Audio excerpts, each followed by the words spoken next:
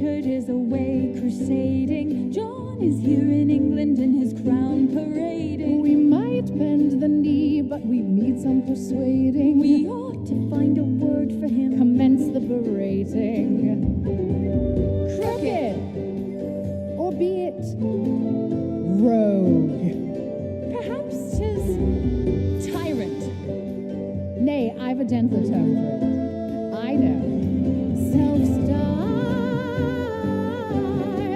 Look upon his works, ye mighty despair.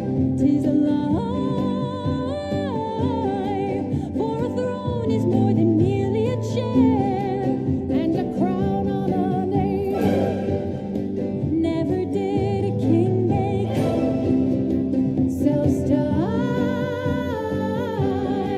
Thy royalty is rented. Thou wert always meant as a spare.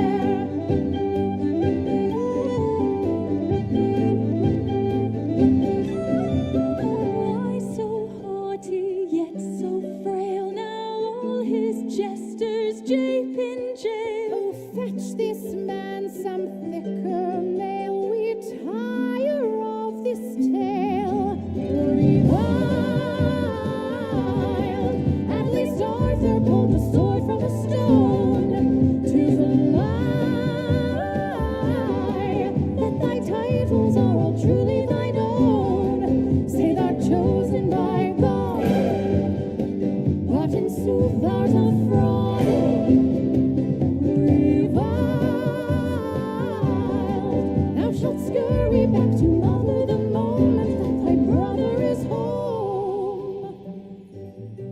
Oh, we pray to thee, Lord, thy mercies beseech. He could freeze in the cold or drown on a beach. Catch a bit of the plague whilst making a speech. Amen. We preach.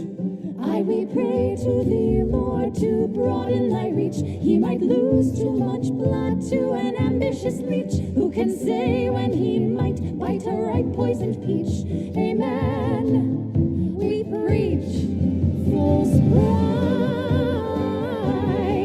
Thou art less a lion, more of a boar. Despise. Thy favorite sport is taxing the poor. Oh, we pray to thee, Lord, thy mercies we beg. He could meet a wild wolf who gnaws on his leg. At a royal breakfast, he could choke on an egg. Amen. Amen.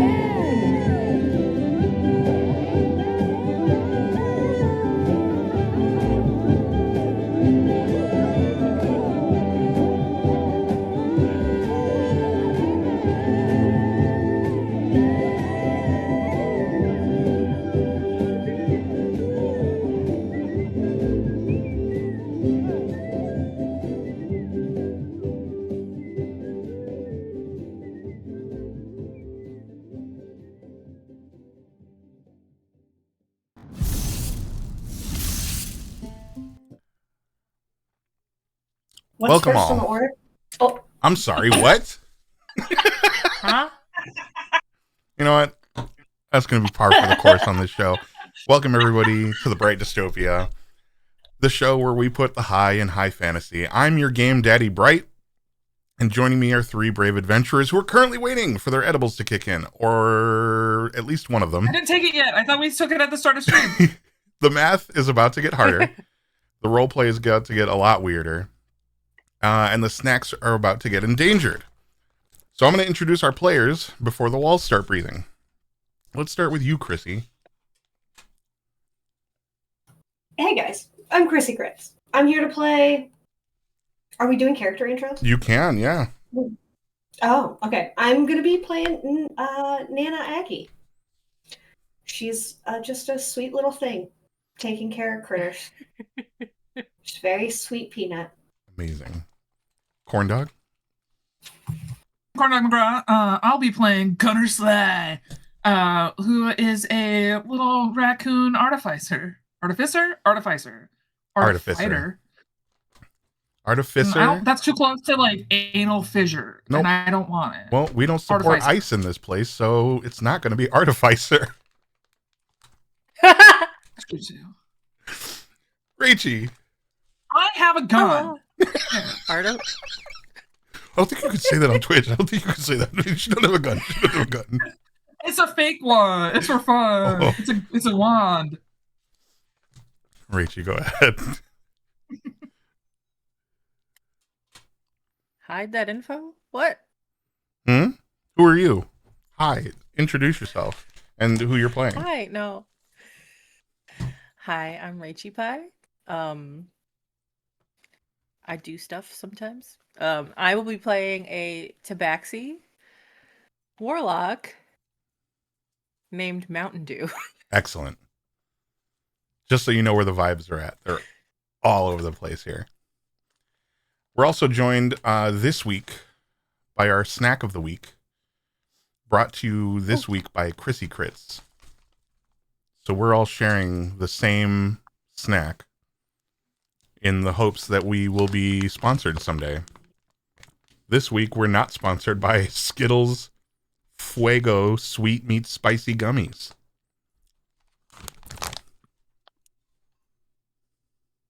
Spicy. I'm so scared. I've had the liberty of trying some of these already, but you're all going to get to see Corn Dog try one live for the first time. I haven't tried I'm one so either. unclear. I'm so scared. Go for it. Okay, what are the flavors? Oh, they're like all sorts of fruit Yeah. covered in jalokia. Oh, I have scissors. Maybe that's a bad idea. Yeah, but I really like the mango ones. Try raspberry. Raspberry. What are the flavors? Ooh, I want to try raspberry too, actually.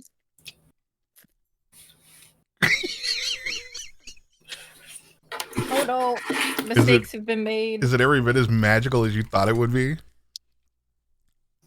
Yes. I feel like someone's slapping the little, what is it called? The uvula or whatever that dangly bit is in the back of my throat. That's what that is. Yep. Someone's just slapping it. Oh, It's like they gave it But a it's also 5-star, nicely sweet.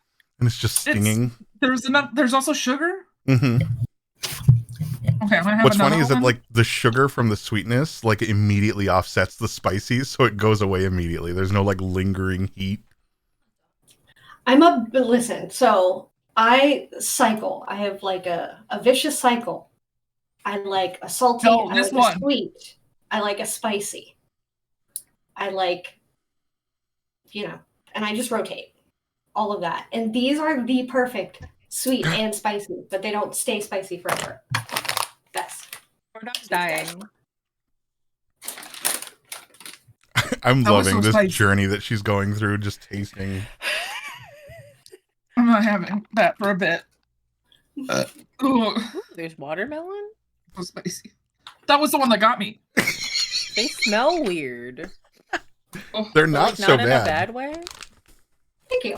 You're seeing like I think you're definitely seeing like the spectrum here of like of skin Spice tones. tolerance.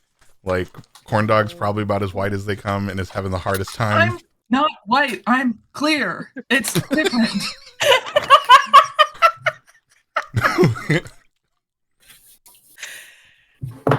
It's great. I like it. I think it's good. thank Well, you. you guys have a snack the next time you come over to my house. Yeah, Yeah. I'll try one of your vegan treats. If All my right. if TV tries this, he'll probably die. You should give him one. I'd paid money to see that actually. In my nose. All right. Baby, did you hear that? Chris wants to pay money, so you'll try one of these Skittles. I've opened my can. I failed miserably. I didn't grab an edible. I grabbed a I heard drinkable. Making me I feel like try that Oh, is he happens gonna do it? faster than the edibles do. He's I was gonna do move it, on, but he's this coming. is even better. Hold on. Also, you have a DM. What? Oh, why is the bag so stick? What is this? Leaning close to the mic. I don't like it here. I feel like I need to sneeze. You just like taste But it it's and just throw it spice. immediately at the ground. Why are the No. crystals so wet? What the Skittles? Mm-hmm. The crystals. Oh, You okay? Cool Why is snack, it Chrissy. doing that? Cool snack. I'm glad I got to. What's wrong with Have it. you? What is wrong with all of you?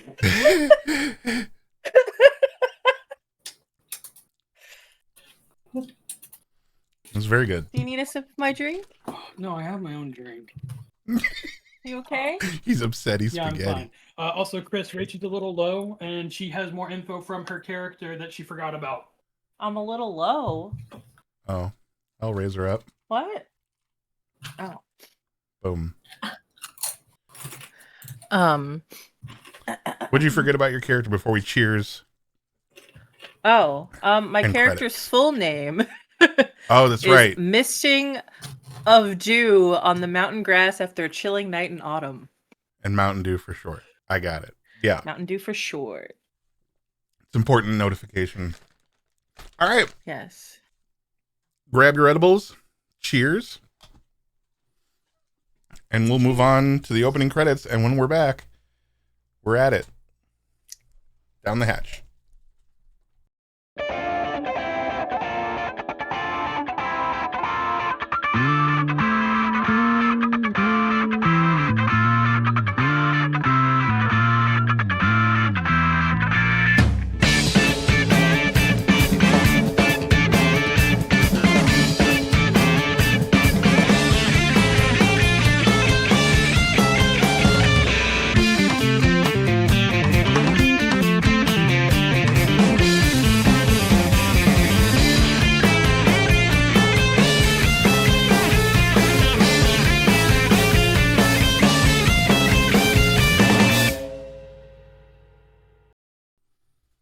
Peace. All our players have ever known, and all anyone has ever known for the last 5+ hundred years, all have known a version of peace. The ugly beast of war-driven propriety that once this land tore apart, and its people apart, no longer snarls or bares its fangs. Not least of which is the iron muzzle the Dracosi family has strapped to its jaws. But long gone are the silver years of old Dracosi armies, and recent years have been forged of baser metals. Which brings us to the bronze village of Amathorn, where we meet... Who the fuck are you, Corndog, and what are you doing? I'm suffering. Sorry, do you want me to start with someone else? Do you need a minute? No, I'm corn dog. I've got to say, there is spice in my sinus cavity, and it's just going back and forth, up and down. But I'm playing Gunner Sly. What's Gunner There's a doing little right now? raccoon, beautiful boy, who's nice and chubby, and my balls drag across the ground as I just waddle around town. Just kind of looking for something to do, looking for something to get into, or, anything that looks like it has the chemical compounds to make another explosive device. Where would you go looking for some of that stuff?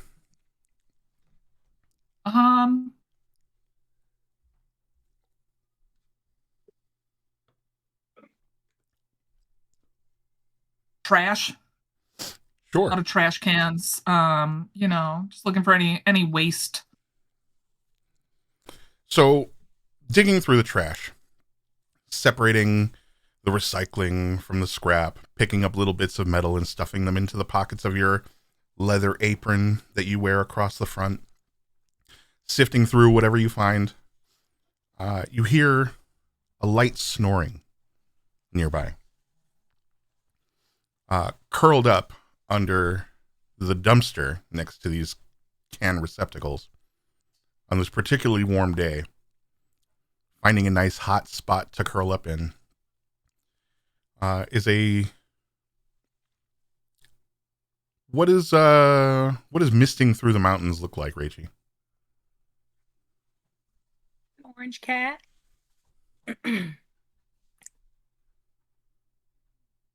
I'm gonna need just a smidge more seasoning on that chicken boo boo. Seasoning?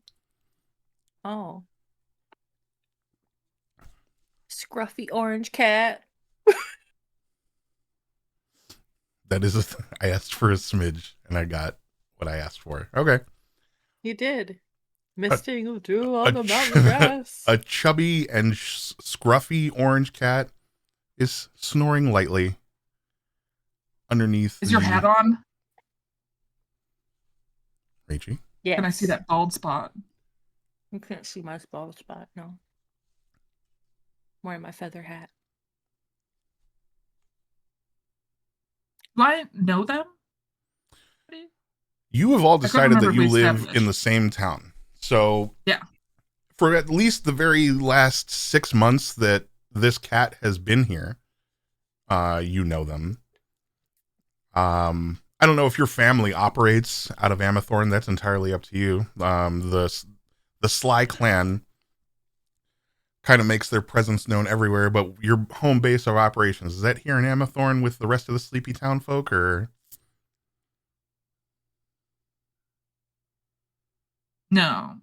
Okay. We're not a sleepy family. We are trying to get money. Sure. So you find yourself in this garbage town with a bunch of other garbage, hoping to find some good garbage. And if the town looks trashy enough, it's a humble village of like farmers and, simple village folk. There's a very light hint of some sort of small government here. And a few people who find themselves a little bit more on like the refined side, that they are not, dirt workers. They are paper pushers, that kind of sort of thing.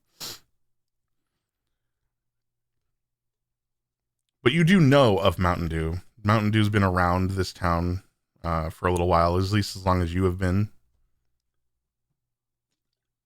I'll give Mountain Dew a gentle jostle. I need some help looking through this other can. You got a minute? Mountain Dew will startle awake and peek out from underneath their hat. What do you need help looking for? She'll Well, ask this as trash she can's a gets little up. bit taller than I thought it was when I saw it up the road. So, if you could just hoist me, I think I can get in it. Or I could hoist you, or you could just get in it. Taller. I can hoist you, I think. Oh, I'm not strong. I don't think any of us are. I think we all chose that to be our dump stat. Yeah. Lifting a person isn't too difficult when they're working with you. And you are able to like shove Gunner up against the trash can until they kind of spill over the edge, like a bag of nuts. cottage cheese. They kind of just like slurp over the edge. And you fall into the trash can, Gunner, with like a loud clatter and bang. The window above you, leading out to this back alley, the two shutters slam open, and an old crotchety dwarf with long gray hair, big bulbous nose, sticks his head out and is like, "What are you doing out there? This is the last time I'm gonna tell you kids." "Oh, it's you." And "I've got something special for you." And he runs inside and you hear, a couple of things clattering and then the very distinct sound of like a racking chamber that you're all too familiar with, being a gun owner yourself. Oh no! I'm gonna use my weight to just kind of knock this trash can over and begin to scurry away. I throw myself at the side of it and tip it. I will follow you because Run away, sound run is away, scaly. run away. Run away. Run away now. All right, so the two of you smashing the trash cans aside, decide to bolt for it. You hear a loud explosion behind you and like the ricocheting of like lead on wood as like the splintering door or corner frame of the adjacent building kind of explodes with a shrapnel of wood as you duck around the corner and you and Mountain Dew head off down the main alleyway. Oh no, what has happened to Corndog? Uh-oh. We're off to a great start. She's dipped from the call. What happened? Well, this is as good a time as any, I guess. Screaming, rushing down the road. In the distance, Nana Aggie, you can hear this commotion from your little hut on the outskirts of town. Just loud screams, definitely the sound of a distant gunshot. Welcome back, Corn Dog. Thanks, guys. I was here the whole time. Welcome back. As you poke your little head out the window, you see two chubby little furrykin running down the street and an angry dwarf aiming a double barrel out of his window aimed at them. You poke your head out just in time to see the last few pieces of wood from the corner beam of the adjacent building kind of rain to the ground. What's Aggie doing right now, and what's being interrupted by this activity?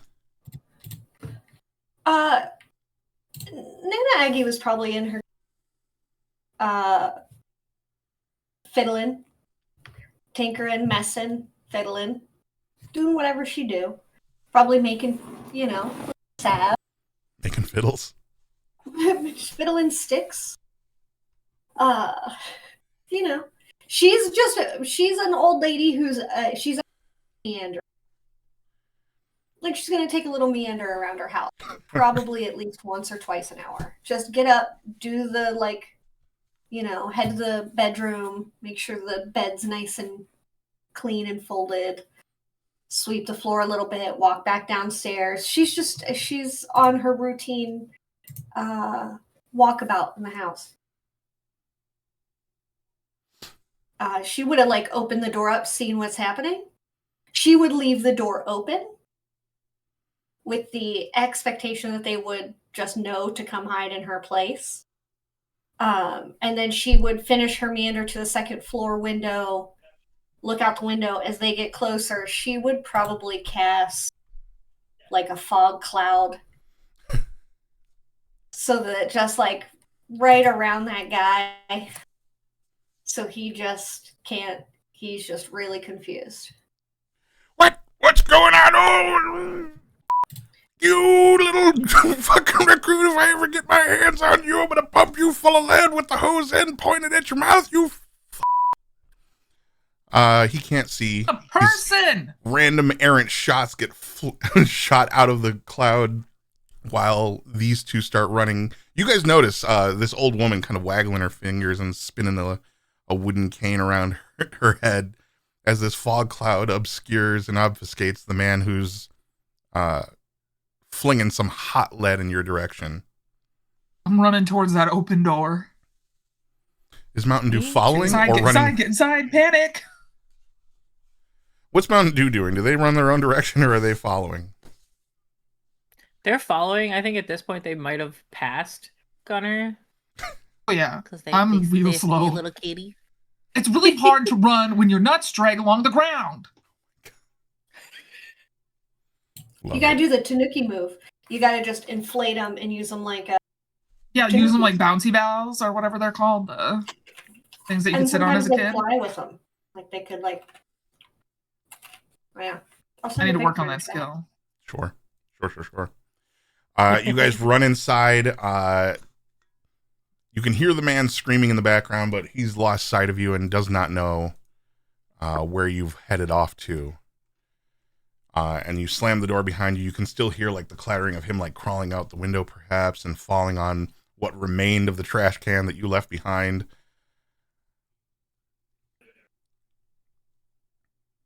You are safe inside for a while. Well, come on in, have a seat. Oh, thank you. Thank you. Always a big fan. How'd you manage to piss old Fenwick off? Wouldn't let us go through his trash.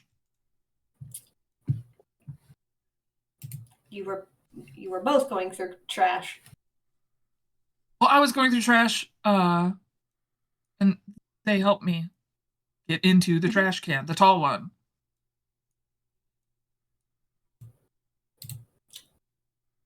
I did manage to get some of this, and it's just food wrappers that kind of smell. I'm going to use them in a stink bomb. You're going to use the wrappers you found in a stink bomb, you said? Yeah. Okay. It That's takes you a little their- bit of time, that's but their you start future goal. sitting on the ground of Nana Aggie's home, and you just start working on Oh yeah, building I'm a just little gonna bundle. collect trash, literal trash, to make stink bombs throughout the world. Will they be effective? I don't know. I can put them in my gun. If Yeah. Nana Aggie notices like rotting thing, she'll give you her trash can for you to just kind of like sift through. You get like the big watery eyes of just a really grateful raccoon. Or I start digging through your trash and breathing real heavy while I do it. She'll walk over to the tall tabaxi and she'll reach out a hand to like shake your hand. Seen you around town a bit? What's your name? Mountain Dew. Mountain Dew. She'll shake your hand. Nana Aggie. You can call me Nana. You can call me Aggie. Nana Aggie. Nana Egg. Together also works. She'll turn to Gunner. Gunner, hello. Nice to see you. Hi.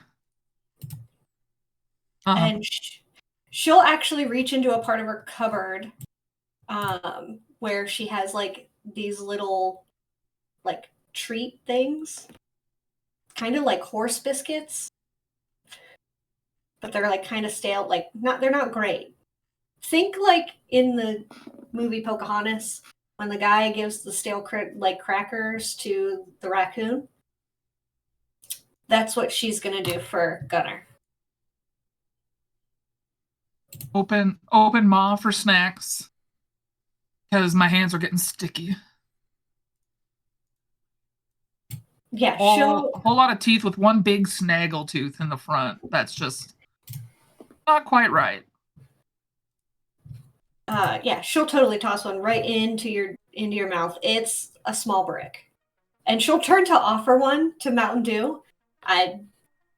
You are welcome to join in, or I don't know. If you'd like something else, I probably have some. And they'll just like hold out their hand. Yeah, she'll set it in your hand. Gunner over here is a big fan. Mountain Dew will nibble on it, like kind of like how cats will take food out of their bowl and crunch on it before they actually eat it. Hell yeah.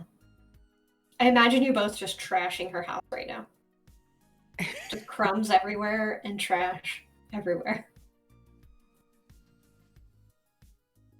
But you do see that your trash is being organized. In piles on your floor, but it is being organized. You'll hear heavy pounding on the front door of your house, Nana Aggie. I might ask you guys to head upstairs for just a second. And she'll like quickly usher you away. Mountain Dew already instinctively wanted to hide when the pounding happened, so will gladly go hide upstairs. I will longingly look at the trash that I've already started sorting, but head upstairs. Just in case. Okay. Yep. And Nana Aggie will, for sure, just open the door. She's not, You open the door. Another tall for dwarves. Taller dwarf. But this one younger. Stone-like features, broad jaw. A big, long brown beard. But short, kept hair. A at least shaved on the sides and shorter at the top, kept into a bit of a top knot, but pulled further back. He's standing in your doorway. And as soon as he sees your face, his shoulders kind of like give a little bit, like as if to say, all right, Aggie.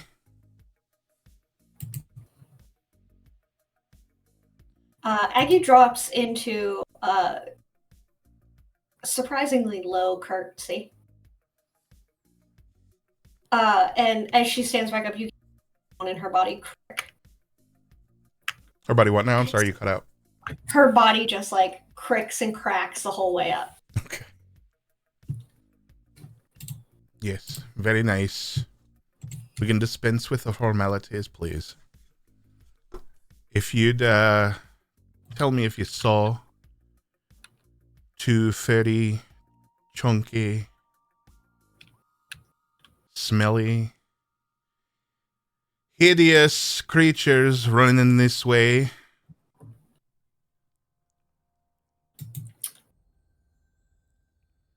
Oh, you're asking me, or Yes. are you telling me? No, I feel like you're. well, I'd like to know if you've seen them. There's one who's only been here a short while with a hat. Another one who couldn't fix a toaster if they tried. I'm just vibrating upstairs. Oh, have I seen them? Yeah, Yes. so this is like what the town equates to like a guard. You know him as Corin. Mm-hmm. Is this Corin Drax? My guy? No, this is not that. Oh, okay. Just kidding. I thought that was his name. Did I send you something named Corin? No, you have Corbin. That's different. Corbin. Oh, This okay. is Just Corin kidding. with a K. Okay. Corbin Blue? Good. Very good. She will feign the same way she curtsied. She's just going to feign like the drama.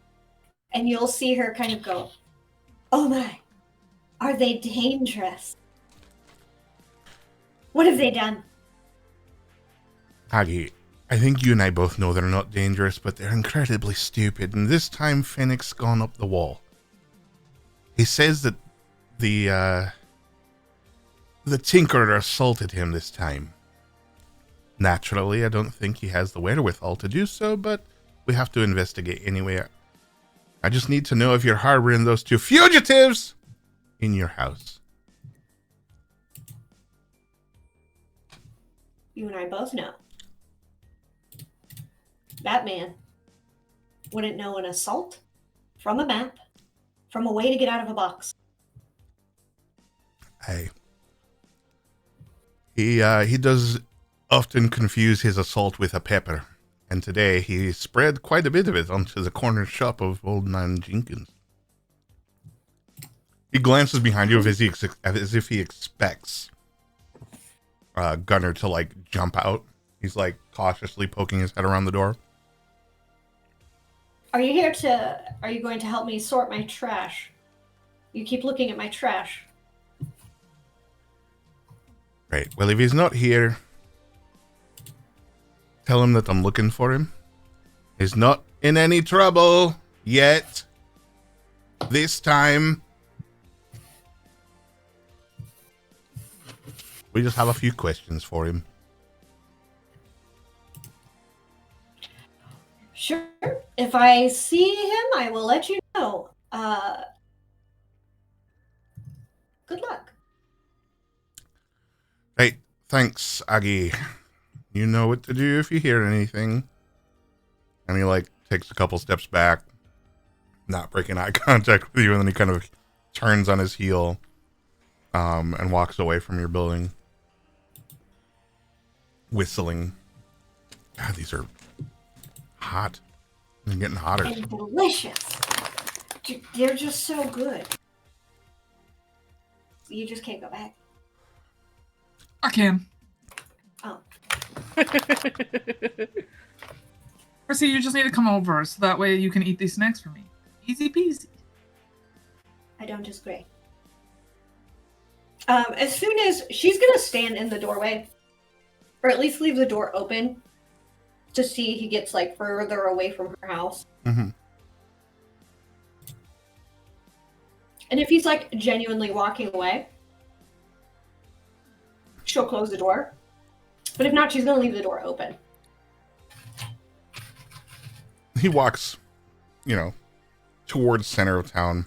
A lot of the town is visible from where you're standing, as there's not a whole lot of walls. It's just short buildings in an open clearing in the middle of the woods. And all the trees out here have been kind of cleared out, so it's like this giant grove in the middle of the forest. She will then close her door, and she's just gonna shout up, like, and out. She's not necessarily expecting anybody to respond. You guys really pissed him off this time, so they're probably He's not gonna... always pissed off. Well, he is. But it sounds like now you're gonna need to go talk to him. Get him to drop his charges, or... Hmm.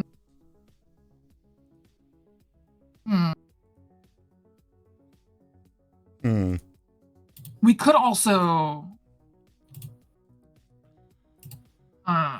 steal all of his clothes.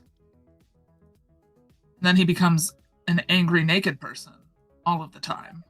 And then no one will take him seriously because he's naked. We could. That is a thing that we definitely could do.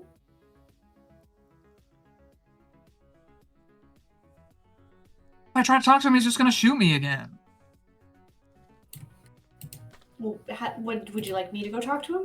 But I don't Oh, like no. I don't want him to shoot you either. You let us in your house. Well, I mean...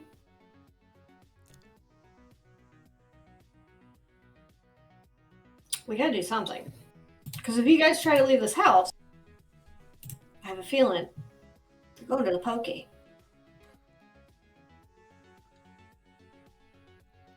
We could cut his top knot off. The cop? Yeah, we could do that. What would that do, Mountain Dew? Distraction. Run away. Yeah. Hey, We could run away. I'm not very fast, though. I would much prefer like a horse and buggy type situation, or at least just a horse. Not really nice to ride horseback on my little body, though.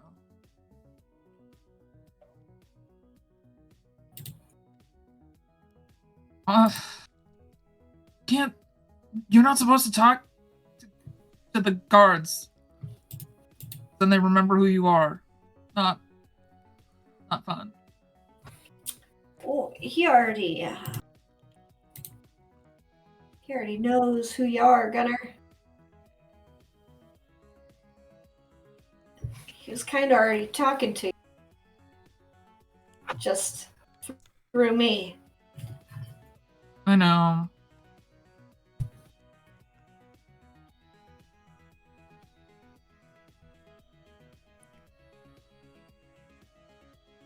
You wouldn't happen to have, I don't know, like a cool shawl or something that I could wear to disguise myself while I attempt to find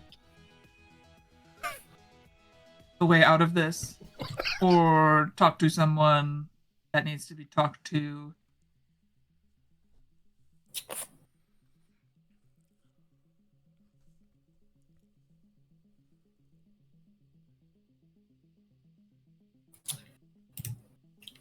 This is where we recognize that Chrissy, speaking to Corndog, is playing a fucking warlock again. And Yes.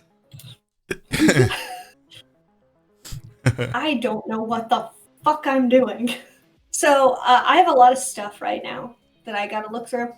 Would not being a warlock make your actions any different?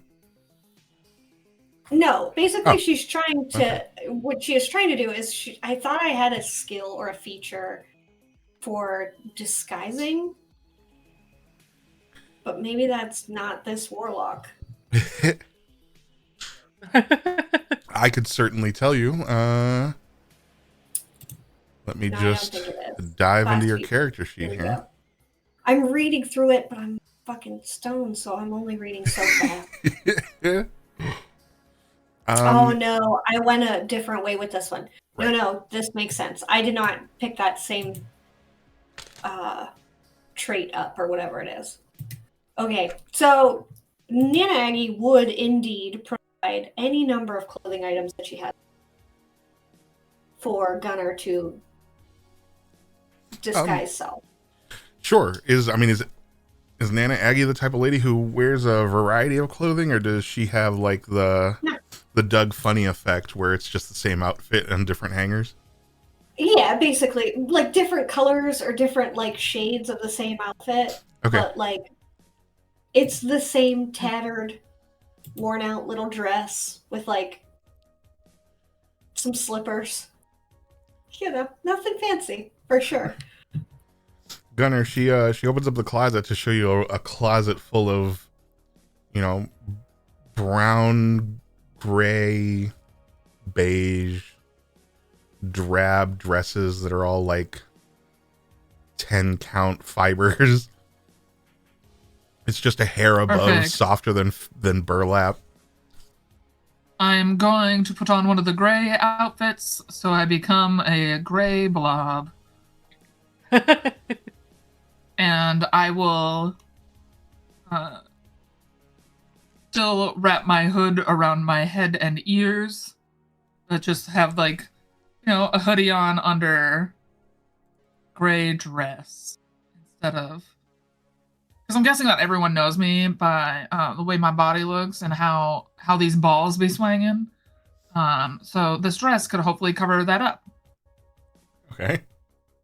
Probably a little bit long, but I can be a delicate raccoon.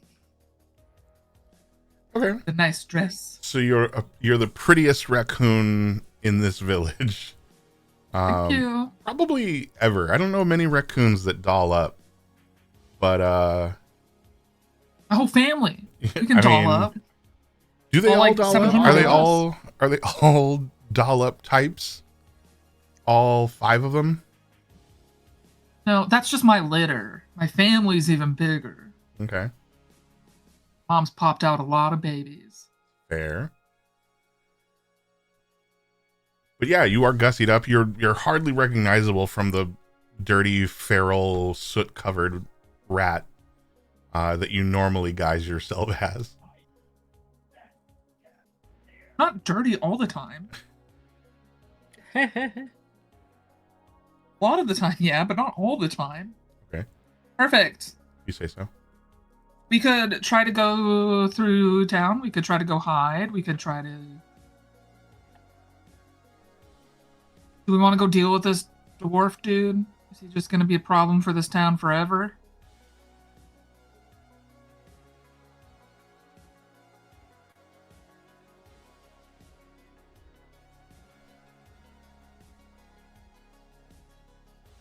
I just need you to know that my Discord chose right now to be the moment to tell me to resolve my multi-factor authentication for being a mod on your channel.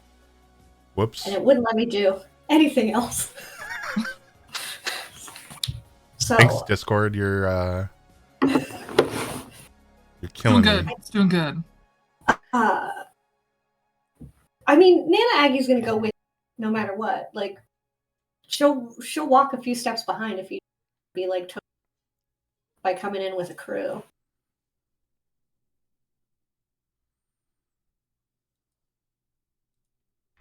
But All right, if you want I can- everybody with you, then she'll for sure go. And it sounds like Mountain Dew will hop on. Go talk to that guy. Corbin Blue, right? Corbin Dallas. Corbin Blue. I don't know where you got the name Blue from. Where is that from? You don't know who Corbin Blue is? No. Or if I do, It's party time. I've forgotten. You know who he is. Google.com. I don't know who he is. I promise you I don't know. You know. I wouldn't lie about something so stupid. The stakes could not Did be you lower. ever watch High School Musical? No, I didn't. You And before are- you ask, did you ever I watch the also Jump didn't watch Rope High School Musical version? 2 or 3. Did I what? Did you watch the Jump Rope movie that he was also in? No, he's what a was that Disney- movie He's a called? Disney Channel star, and he was the love Well, of my that's why I life, but don't he know did who not the know hell about it he back in is. 2009. I didn't watch a lot of Disney Channel. I'm gonna be honest with you. I was not a Disney Channel kid. I was a Nicktoons kind of boy. Well, you didn't miss out. Oh, well, He great. looks so different now. I just googled him. He cut his hair and he looks like a whole entire different person. Oh, he's a Disney kid. What is he, like 40 now? 40, 50? 37. Okay. The same age as me. Look at us. He's the Look same at age us. as me in 7 years. Okay, fuck all of you, first of all. If I lie about my age, you're supposed to play along. You're my best friends, jerks. Jesus Christ. Second of all, Zach, you're talking about High School Let's see what's going on in there. I've had grays since I was 18. This means nothing. Nothing. Hello, fellow children. Hello, fellow children. No. Listen, I lied about my age being 30. I don't know how children that is, but Hmm.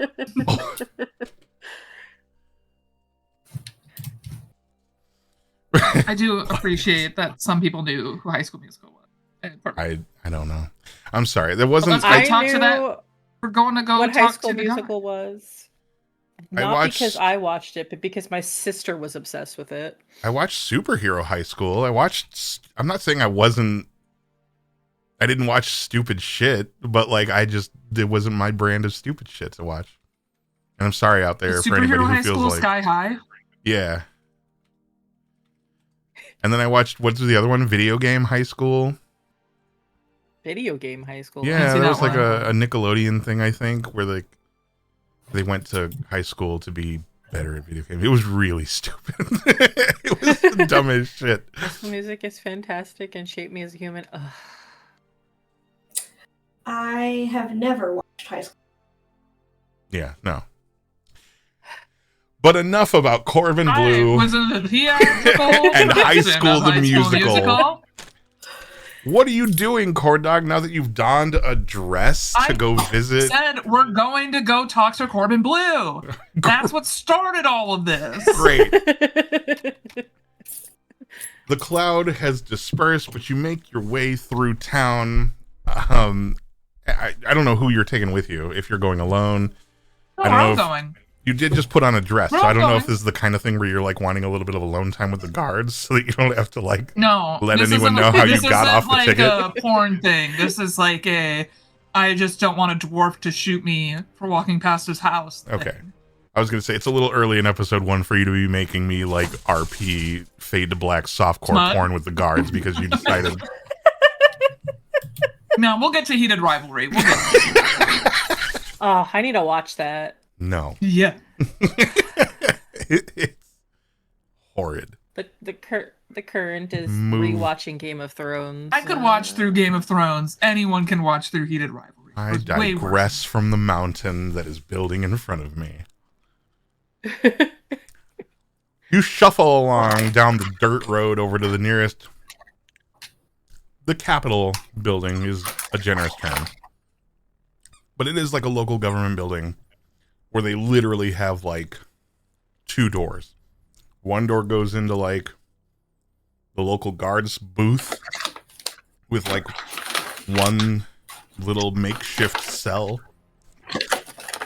and they usually use it for like the town drunk tank for the one person who's just had a bit too much and they need to sleep it off before they wander into the woods and hurt themselves. And the other door goes into like a 3-office building, I guess, that's attached to the booth. Are you going into the main building or are you going to the guard booth? I'm gonna sniff around and see if I can sniff for the for Corbin Blue, because I want to go to where Corbin Blue is, not where anything else. Okay. Yeah, you sniff. His scent is heavy here, as this is where he spends a lot of his time. You know what? Let me see here. What did we say we were calling this shit? Hold on. I have a list of our, I think, things. I feel like we renamed everything, so if I say this, I mean that. Let me see. If that is a thing we did here. It is not. What is it? Let's do it now. I was going to have you, let's go with, this seems like investigation. So let's go with an investigation. You're trying to suss out where he's at. 23, please. Oh, nice. You got me stupid, but intelligence is my best stat. I know. I think it's just funny. Not wise enough to make smart decisions. You're the only character whose stats are rotating on the screen. Your stats are the only ones that are written in crayon. I made your character look like the dumbest of asses, but he's the most intelligent person in the party. I just didn't have time for handwriting and all them other arts classes. I don't know what struck me as like, it's so dumb. I don't know why I did it in crayon. I probably should have done something different, but that is peak comedy for me.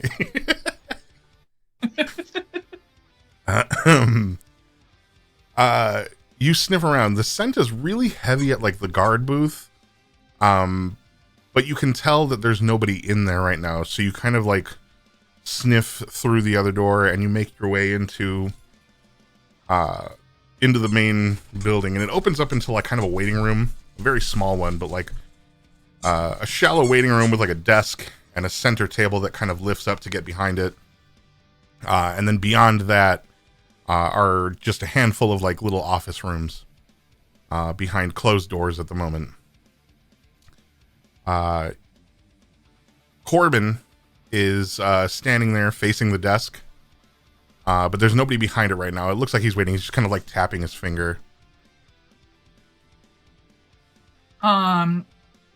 So in his head, he's just gonna hear, "You rang." You'll see like the shiver run up his spine as his shoulders like immediately hunch. And then before he turns around, he just kind of like releases them and slowly turns around. And there's like an apprehension on his face, but his eyes read like you again. And he turns and looks at you. I did. Oh, what's with the dress? I was hoping it would disguise me from being shot again just walking over here. Heard you were looking around town for me. Don't worry about Finnick. He's in the drunk tank right now. Gave him some time to cool off after he peppered the town center with lead. I just have to verify a few things with you. It's not that you're the only one in trouble. I don't think he should be allowed to own a gun. And not because he tried to shoot at me, but because he has no ability to aim. He hit the broadside of a building, not what he was aiming at. He passed the test just like everyone else. We can't just go confiscating guns because people are reckless. Otherwise, you'd be without that piece you strapped to the side of you. Digging through the trash is not reckless. No one wants that stuff. They put it in a bin for someone to take it from them. I'm someone who can take it from them.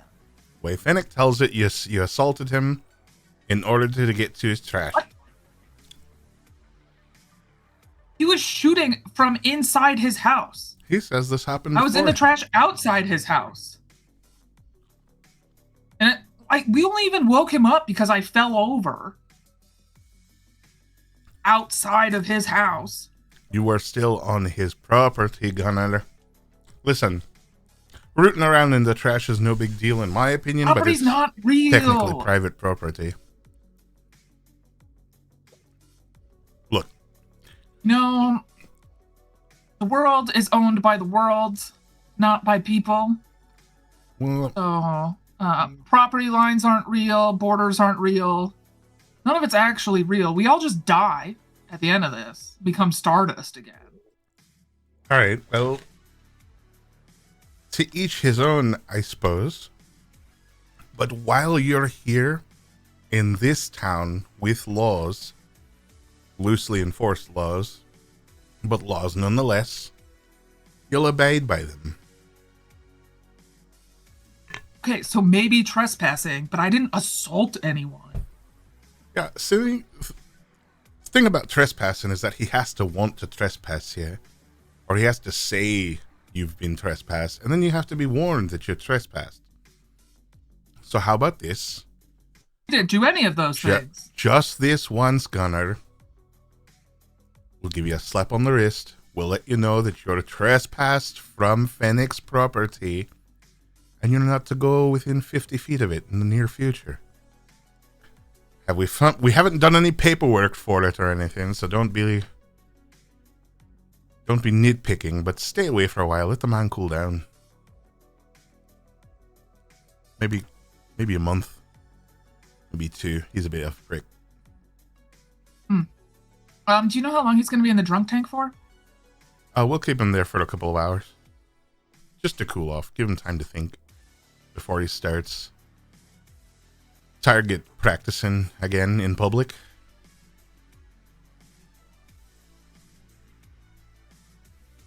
Are the rest of you with Gunnar? Or did you stay behind?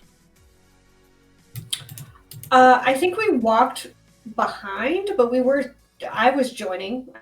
I know Nana is definitely following, but I do Mountain Dew. believe Mountain Mountain Dew. Mountain Dew is also following, but like kind of hiding. Okay. You're following as stealthily as you can on the open road to this building. Yeah. Do you guys stand outside for the conversation that Gunnar goes in, or do you come inside with them?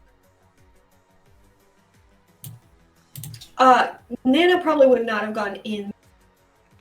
More would have just watched to see if people were gonna go in after Gunnar. Okay. More like a bouncer. Mountain Dew is like not in the room, but like you can see Mountain Dew's eyes and the top of their head in the doorway. Sure. In that case,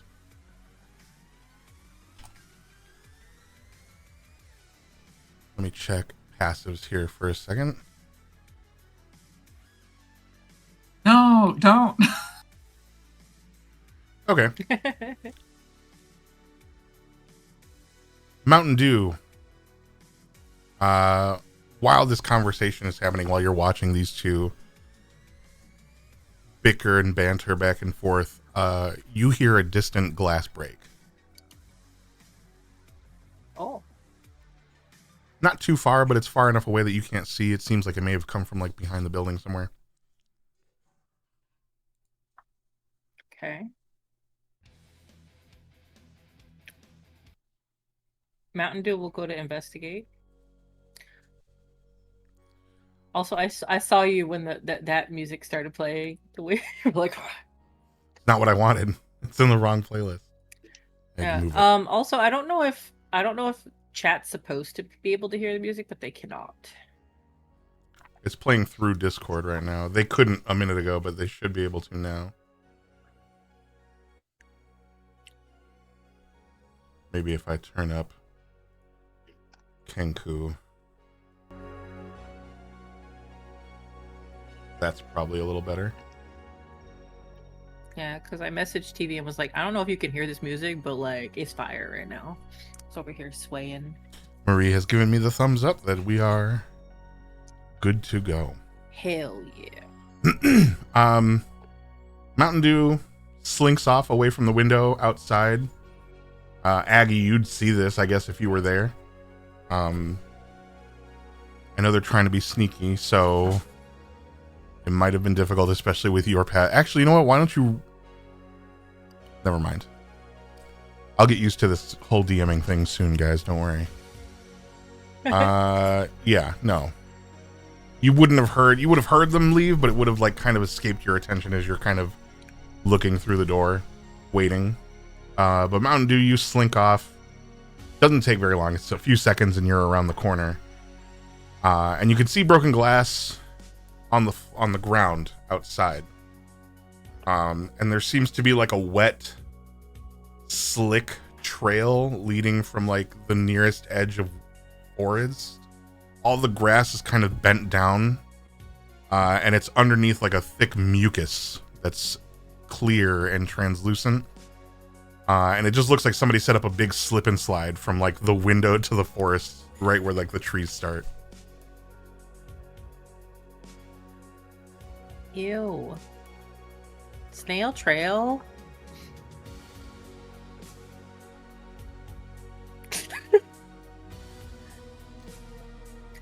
Mountain Dew will follow the trail, but be very careful not to touch it because it looks gross. Are you sniffing it instead? Yeah, and sniffing it. Okay. Yeah, you give it a sniff. It smells...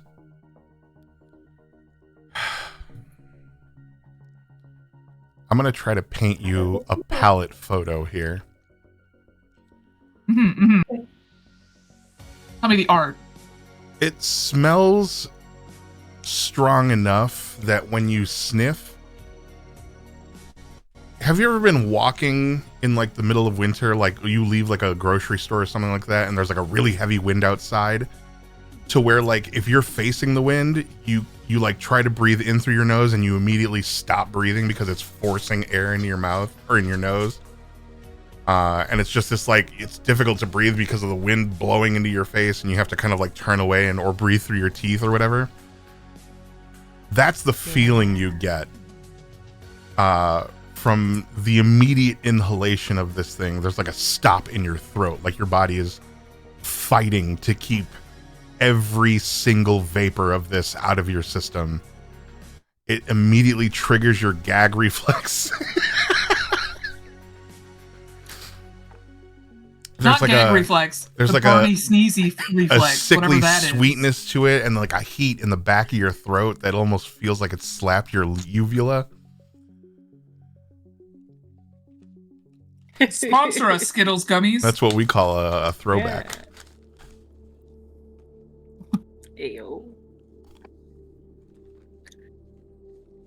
There's also like a dim heat coming off of it, like it's warm. Nice.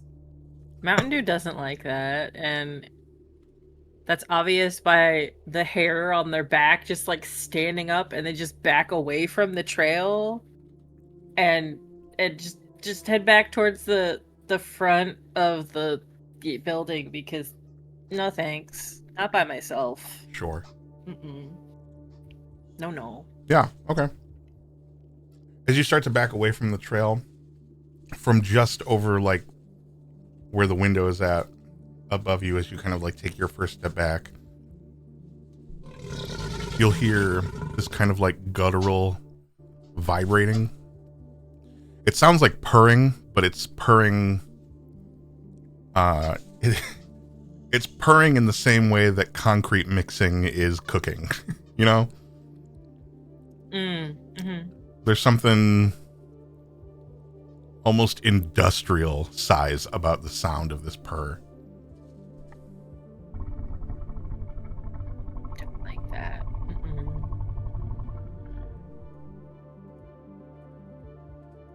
I think Mountain Dew will try and get Nana Aggie's attention. How are you doing that? Pulling on like the bottom of her dress. Oh, okay. So you like made your way back out to the front to try to get her attention. Yeah. Okay. Yeah. As you move away, you can continuously hear that like rumbling in the back. As you make your way to the front, you get to like right when you can see Aggie. And inside, at about this time, Gunnar, you hear a scream from one of the back offices. And it's immediately muted, like cut short.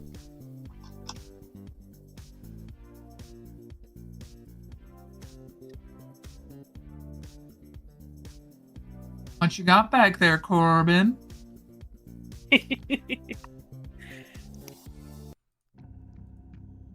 gonna slowly just walk a little bit to the left. Melinda may have given herself a paper cut. I came here for the forms to make my report. Should we go check on it? You stay here. How about I go check, right? And he walks off to the back room, moves past the desk. I'm gonna sneak behind him, or attempt to sneak behind him, because Sure. I'm nosy. Okay. Go ahead and roll. Let's roll stealth.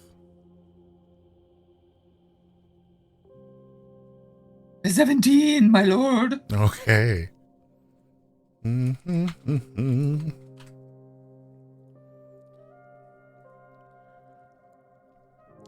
So he starts walking, and he's got these heavy workman's boots. And that noise that he's making when he like stomps back there with like a hurried pace is muffling what would normally be like the scurry of your little clawed feet on the ground. So you're drowned out by that, and you're able to follow relatively close behind him.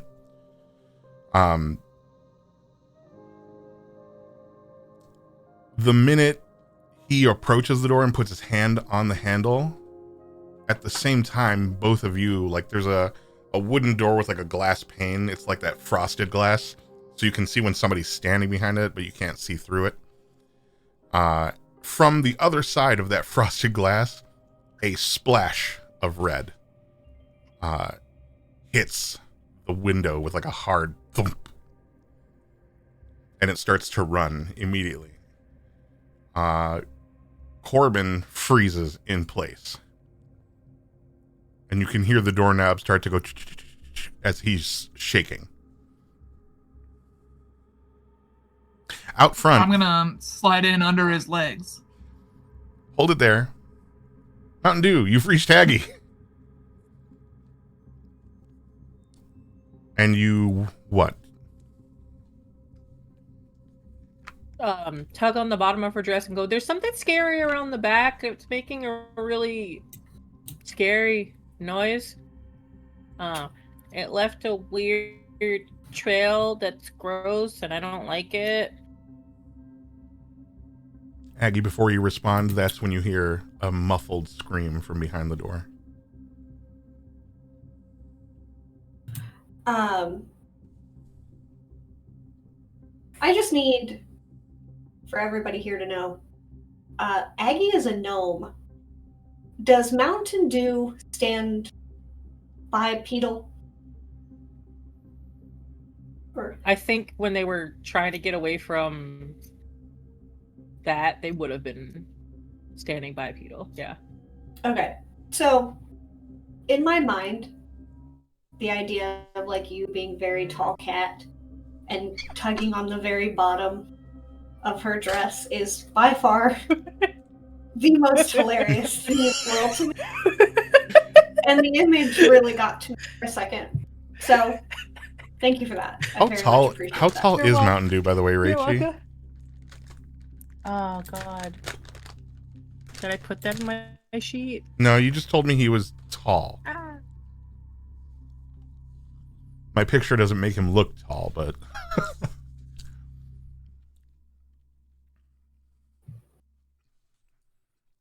'tis all you wrote. I don't know. I feel like Well, what's the average height for I a sure as shit tabaxi? don't. You gotta tell me.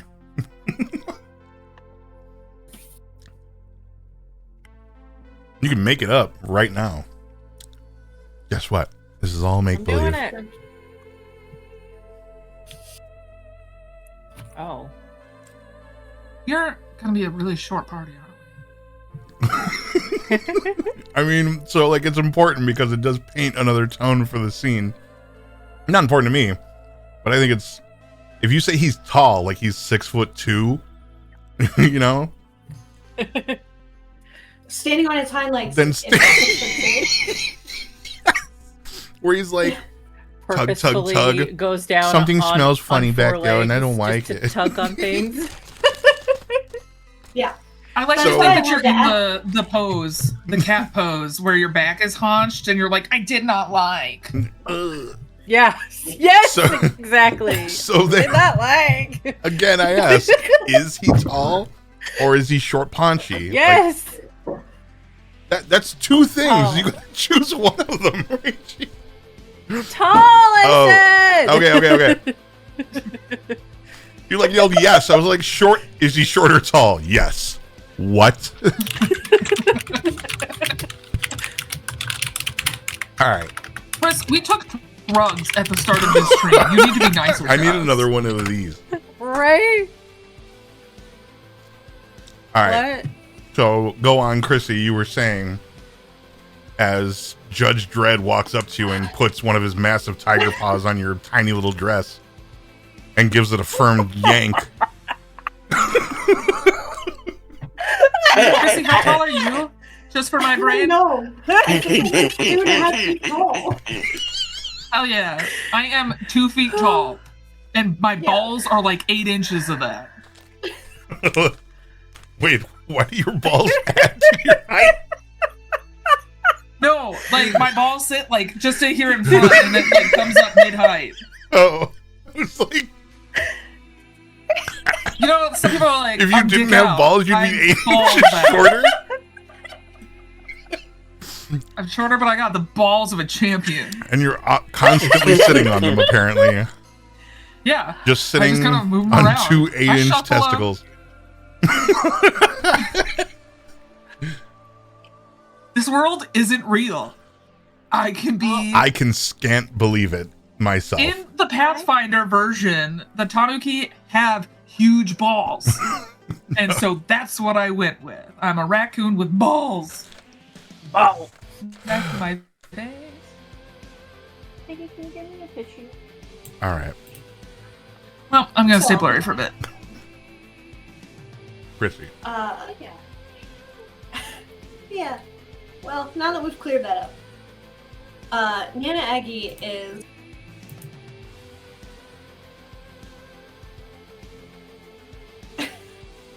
She is going to.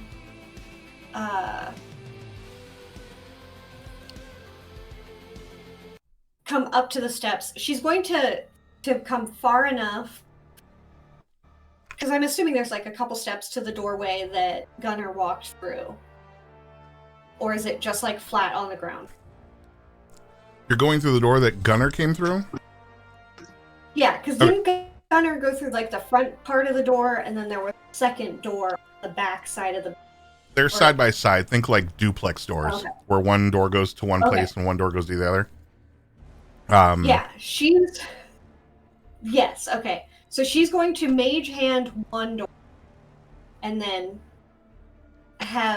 she's going to try to direct Mountain to go like on the one side of the other door, turns the knob and pushes it would swing in, but she'd be behind the wall on that side. Do you know what I mean? Like she's going to try to get Mountain Dew to swing one door open and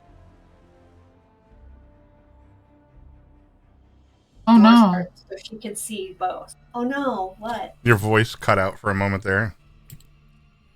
When you started doing this. God, she's trying to stand in the middle of those two.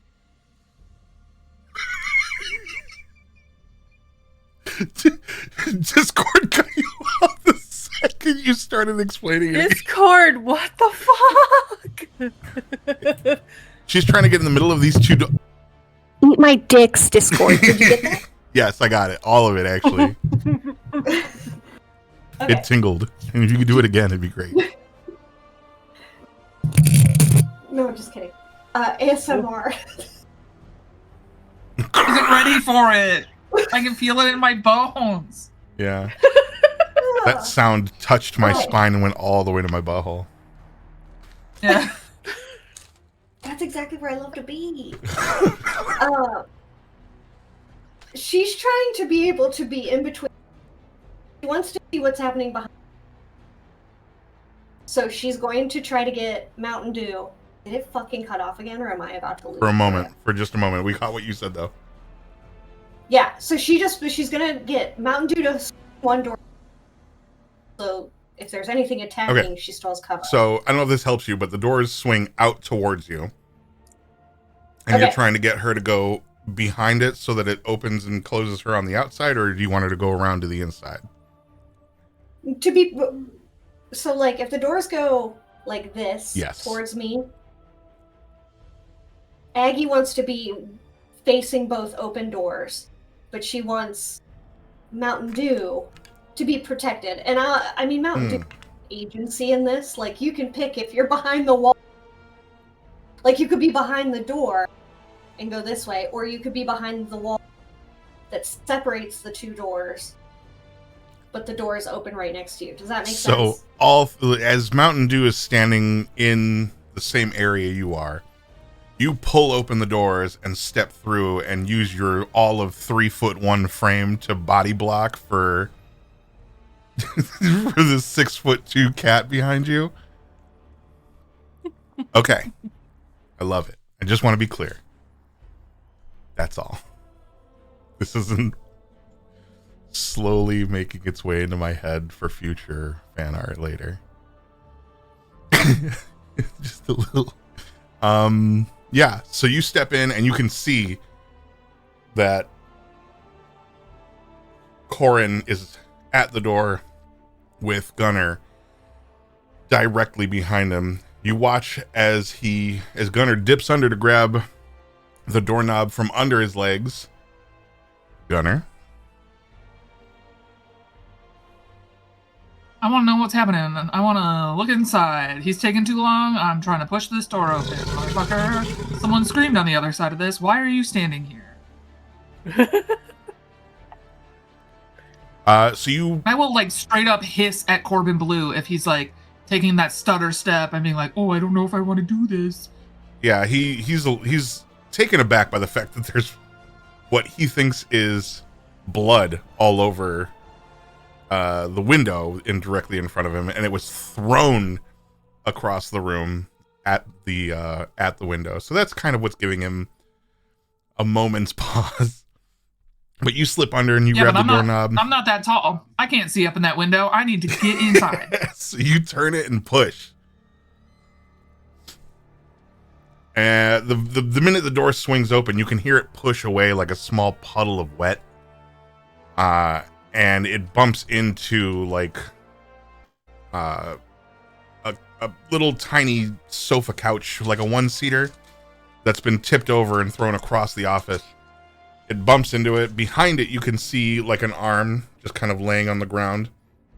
The wet seems to be coming from underneath underneath this little turned over couch.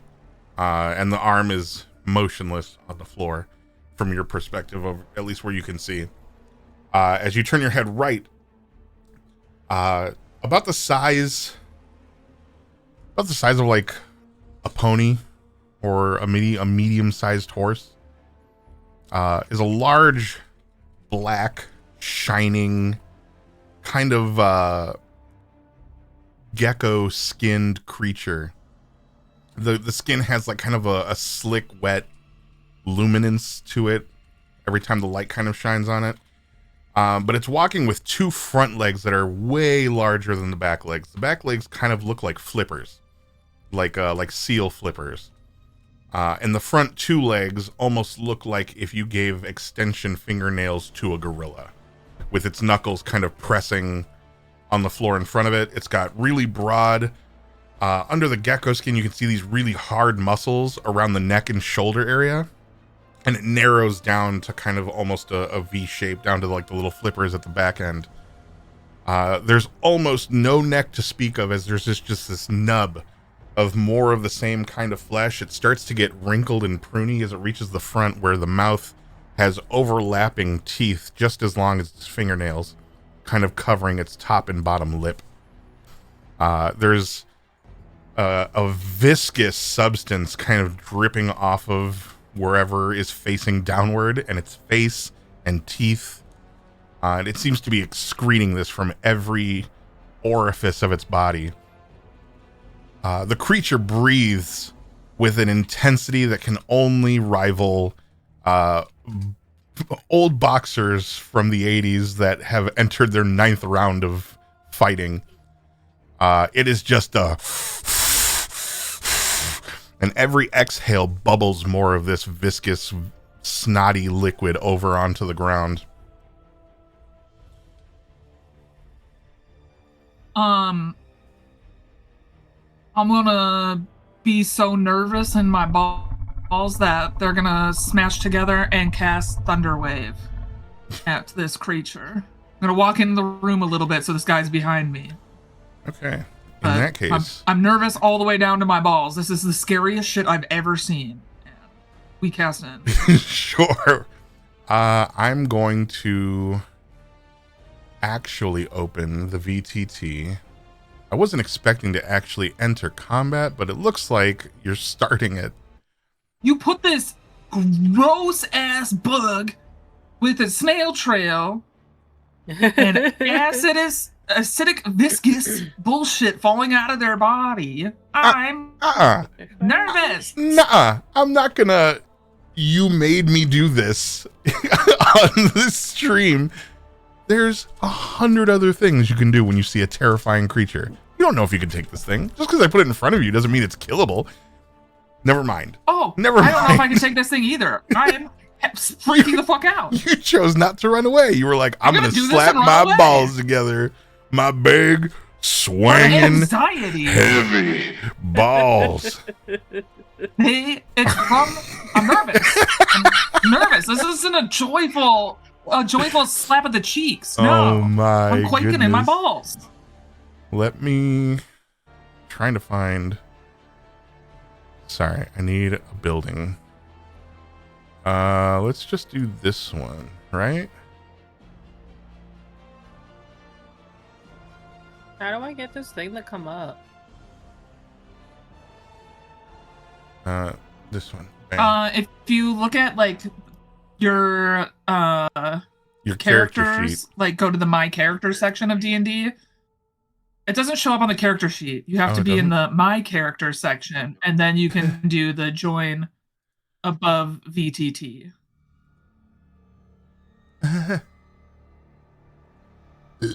Let me get this. I also didn't anticipate having to capture the screen. I'm trying to drop this map here. And I throw it on the ground. Sorry. You can also Theater of the Mind. All right, I have it. True. there We it do is. love a good mind theater. Okay. It says you're not currently hosting a game session. What? I'm in it. What? For me, it says loading scene. Yes. I'm in. Okay. Okay. It doesn't like me.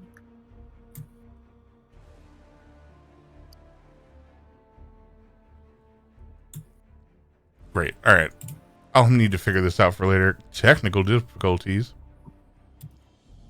The light is so bright. I had all the lights off. What are you talking about? Marie?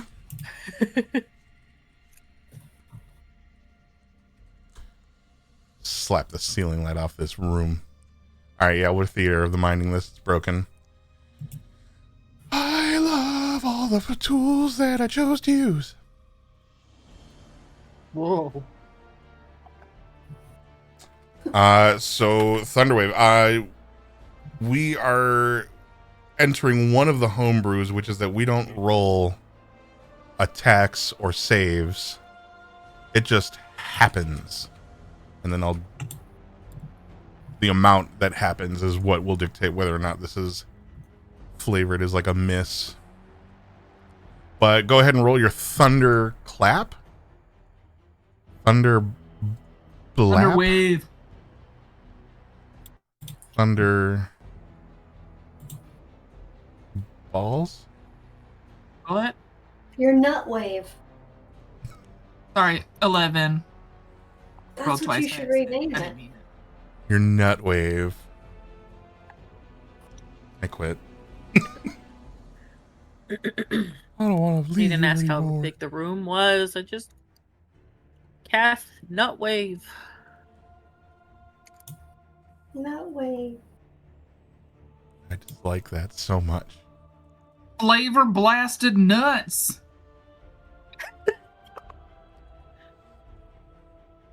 Hold on. I need to.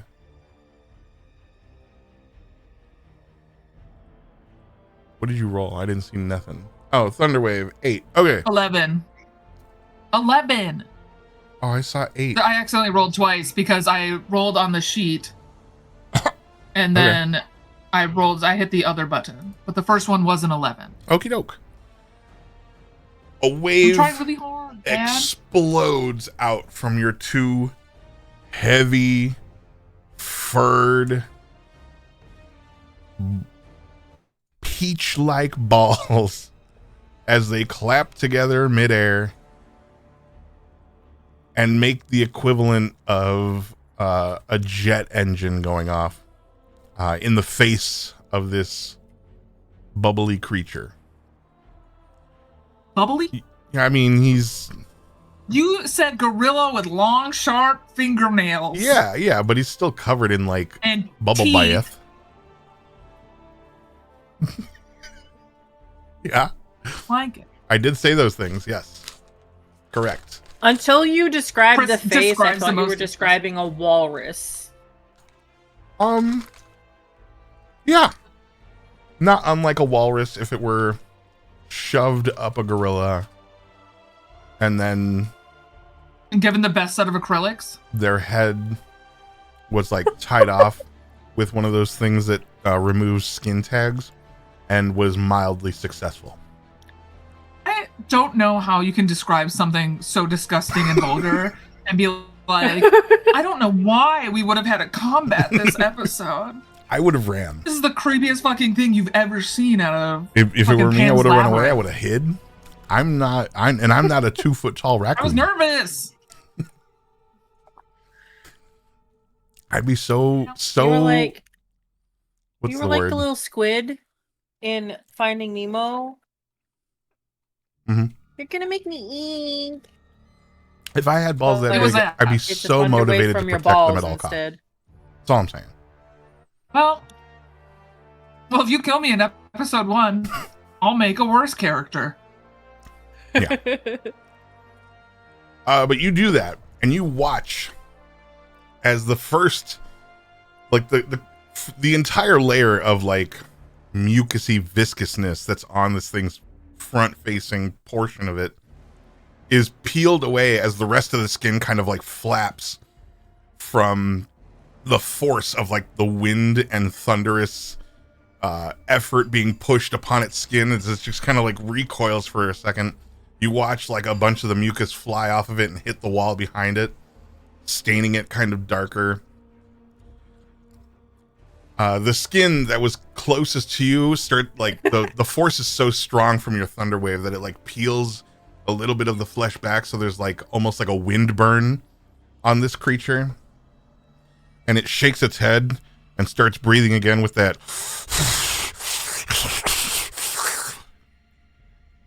And it bubbles out every time it starts to take a step towards you. You guys in the back. I'm gonna run away screaming with my movement. My goal is to scream and run away and not be here for this. So all like 20 feet I can run. Sure.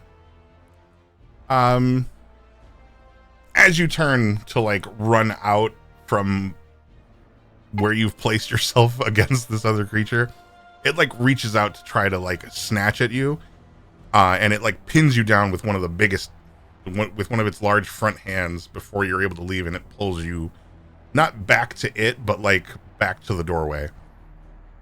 I scream, hiss. There's your head like 180s like an owl and goes. You bare your little fangs, and the creature like shakes its head, almost trembling, kind of like it's building rage. What's happening to y'all two over at the back of the front of the building? I mean, Aggie is trying to see what's happening. She now sees what's happening in the other room. I don't want to make you mad, but I heard the word happening 3 times and no other words. And it sounds like I'm saying that as like a diss, but that's literally the words I heard on the stream. Go on. What's happening in the other room? Okay. So you see, as you like put yourself between whatever is inside the building, the loud noise, and Tiger Man, you watch as like Gunner slips around the front of this guard and opens the door, and immediately like have like this moment of like panic as his balls come together and collapse midair. You watch as like a wave of air emits from the 2 balls and knocks like books off the shelves. You hear the same rumble that you've heard before, and now you hear it paired with like this heavy breathing that's like breathing through like a watery cloth kind of sound. And then you see Gunner like spin away to like run, and you see a large like 6-fingered paw come straight down on top of Gunner. His head is like between 2 of the fingers as it like presses him down into the floor. And then in the other door. Yes, in the other door is a shallow, narrow like room. Basically the room is just like, it's like the width of like a school hallway. On one side you see a little desk that's like almost right up against the door, parallel with like your entryway, and then on the left there's like a little walk-in closet with metal bars on it, and behind it is this angry old dwarf that you know, and the room ends like maybe 12 feet in. Nana Aggie's gonna go eat shit, Fenwick, and take just a couple steps into the other door. Okay. Christ. Let me move this. I just realized I'm playing the same nonsense here. And I meant to change it, and I changed it on the wrong thing. The music was supposed to be changed here. God damn it! Sorry. Fuck me! Fuck you! As you door closes, you hear it muffle. And she's only walking far enough in, like the next room, because it's like main door, room, second door is the way that I understand it. So like she's not rushing into the room past Gunner, where Gunner in the claw is.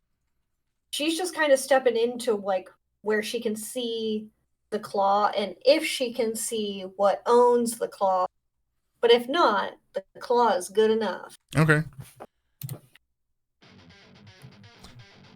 Yeah, you can get in and just close enough to where you see like one shoulder and like most of its head as it's reaching for the door. It's kind of leaning forward towards it, so it's a little easier to see than it would have been if it were still hunkered by the window.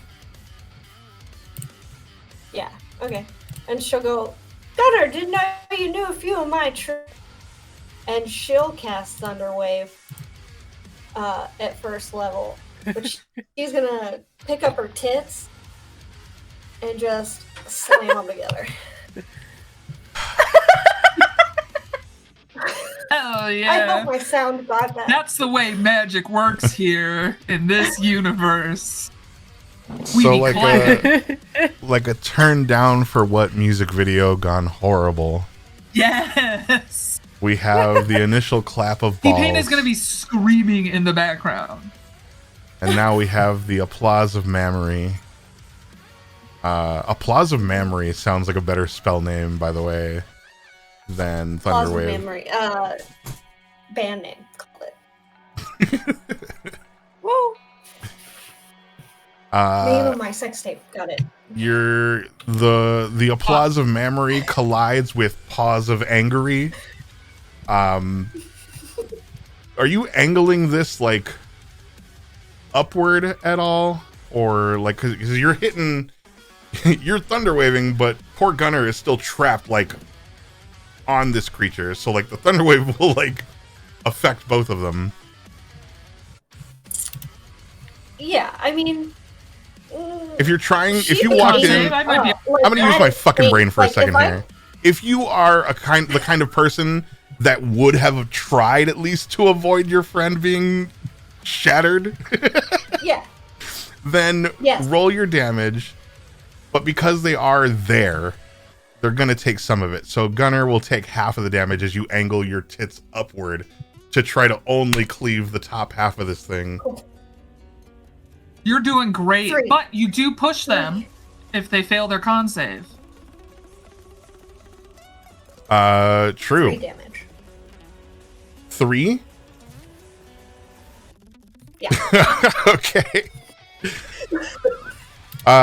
Gunner, you take 1 damage as 2 heavy bosom collide with one another above your head. Inspired. This creature again hit with like almost like a snapshot made of wind.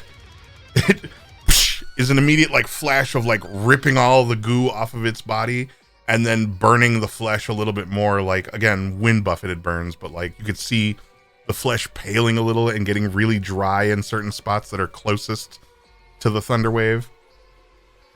One of the teeth starts to pull back from the force of it being basically battering rammed twice. One of the teeth pulls free of the gums with like a sickening rip and starts to like hang loosely amidst all the other knives on its face. Ooh, I want some of those if we live. Knives on your face. No.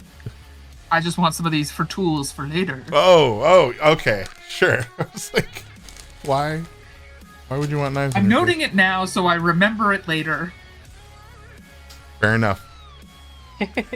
Mountain Dew, you're the only one who's done nothing yet. So unless Chrissy, you still have something you were doing after your titty clap. Cool.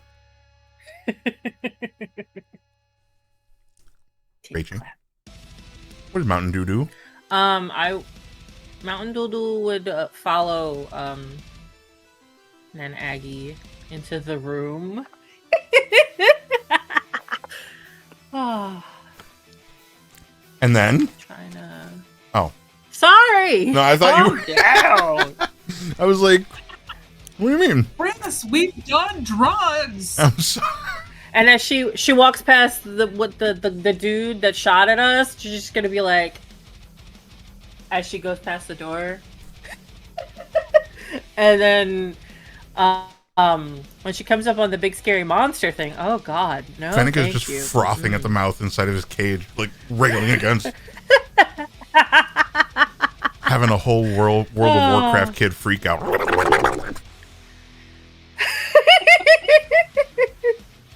First time that happened to me when a child did that, I was like, I'm about to start crying because I'm laughing so hard that if I don't cry, I'll pee. First quote of the game. I don't cry, I'll pee.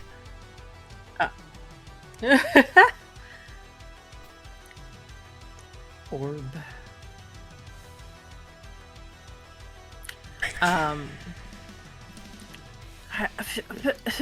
I wasn't prepared for combat, Dad. Calm down.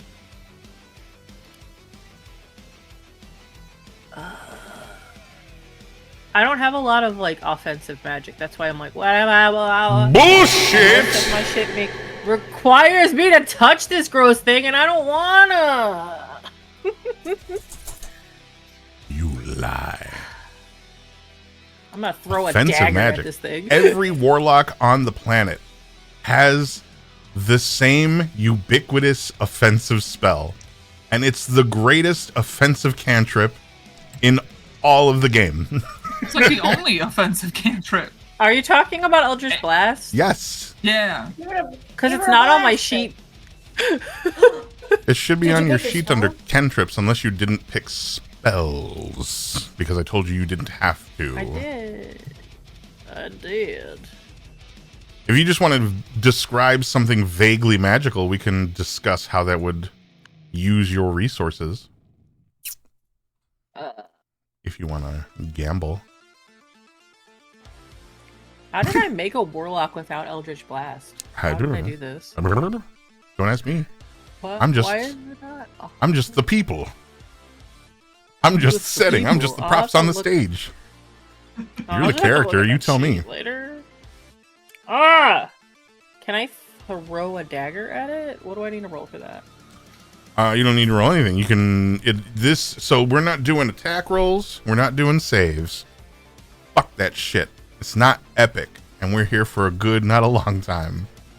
So if you want to throw a knife, you throw a knife with your whole balls and tits, baby girl. Woo! So yeah, Maybe you we'll flip throw a knife. It flings through the air. When you throw, do you throw like straight, like it just goes like a dart? When you throw it, is it just like a kunai through the air, or does it go head over tail like spinny? What's your throw style? Spinny. Okay, Spinny. so you grab it by like the tip of the knife and you go, and it goes, and then right into the trap muscle of one of these creatures. Roll me the damage you do for a dagger, which will be like a d4 plus your dex.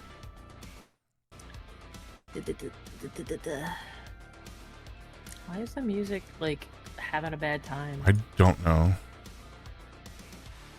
Maybe it's because I have this open. Hot Dog, what are you doing down there? She went behind my chair and then poked me in the thigh.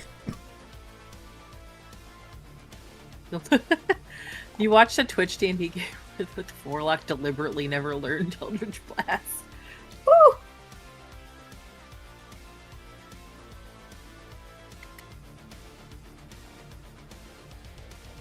Are you rolling your damage, or did I miss it?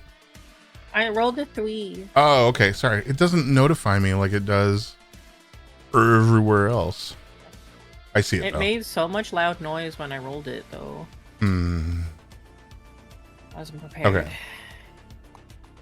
have So no yeah, idea what that it was. flips through the air and just sticks right into his shoulder.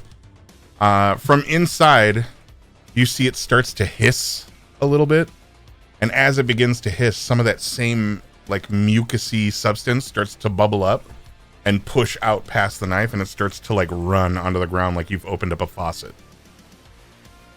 Ooh.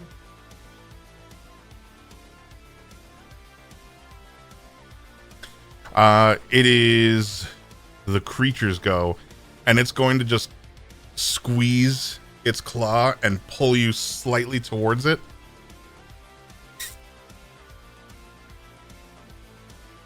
Gunner. Oh, that's why it's having a hard time, is I have the accelerometer turned off. Fuck you guys. And you're going to take 5 dragging damage as your balls scrape. Stop dragging damage. Yeah, as your balls scrape across the ground that has bits of broken glass in it. Uh-oh. Your old tear is gonna well up in Just one tear. one tear, and I'm not gonna let it fall. My balls. But this really fucking hurts. And can I shoot it? With your gun? As it's Yeah. like dragging me towards it. Like, I want to Yeah. feel. I know I said I'm a 2-foot tall raccoon with the world's biggest balls, but I need you to think of this as like an Ellen Ripley moment, where like the alien is trying to take my body, but I've got such a cool gun and I just start shooting and Sigourney Weaver is just being so hot. That is the energy that is being embodied by Gunner right now. Super hot scene, but in Gunner's mind. I'm gonna shoot it with the gun. Okay. I think your gun has a damage die assigned to it, no? What's your little flash box do? Wait, are you using the one that I gave you? Yeah. Okay. The Artificer's Wand is what I rolled. Yeah. So you pull out from your Tanuki pouch this like 11-inch 357 with a 6-chamber inside of it. And it gleams with like the brightness of playground metal. And on the side of it, filed into it with like a little what do you call it? A pilot driver. Someone, quote unquote, has scraped the word magic, MAGICK, into the side of the barrel. And the hilt just has like somebody who like wrapped tape around it. There's like bits of like leather poking out from underneath the tape, but it's strapped to this big shining hunk of metal. Are you using its ability, or are you just gonna fire off a normal round? Just a normal round. Okay. It'll do 2d6 if you want to roll that for me.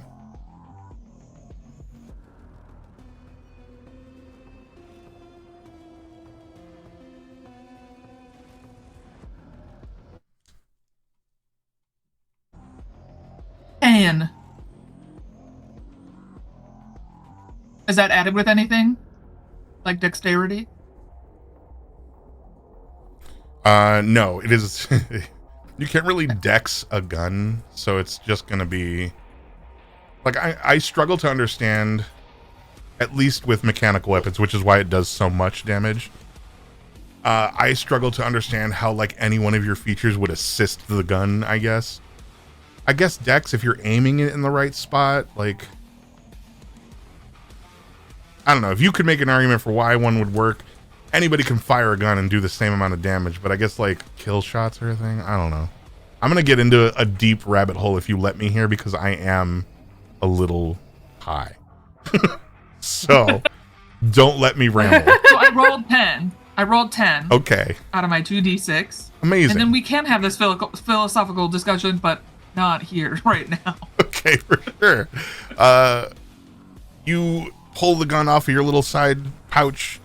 You aim it, and you kind of use his two big knuckles that are like almost as big as your head to kind of balance the gun and prop it up almost like a kickstand, and aim it right at his face and pull the trigger. And you watch the bullet bash like 2 or 3 teeth out of its mouth as it goes straight through it and blasts an exit wound the size of a grapefruit out the back of his head. The creature kind of starts to ooze a lot. It starts to breathe a little bit more labored. And now it's kind of like you could feel like the hand not getting tighter around you. It's not gripping you harder, but it is getting a little bit smaller. Like it almost feels like the thing is shrinking and losing whatever makes it this size. But like the tightness that is forming around you with its fingers isn't one where it's like you feel like it's crushing you. It doesn't hurt so much as it just feels like a seatbelt getting more secure. There's kind less of thing. room. Yeah. And then for my bonus, I will shit my pants. It happens, and now there's shit and bits of broken glass all over your ball. I'm gonna make you use resources to clean this up later.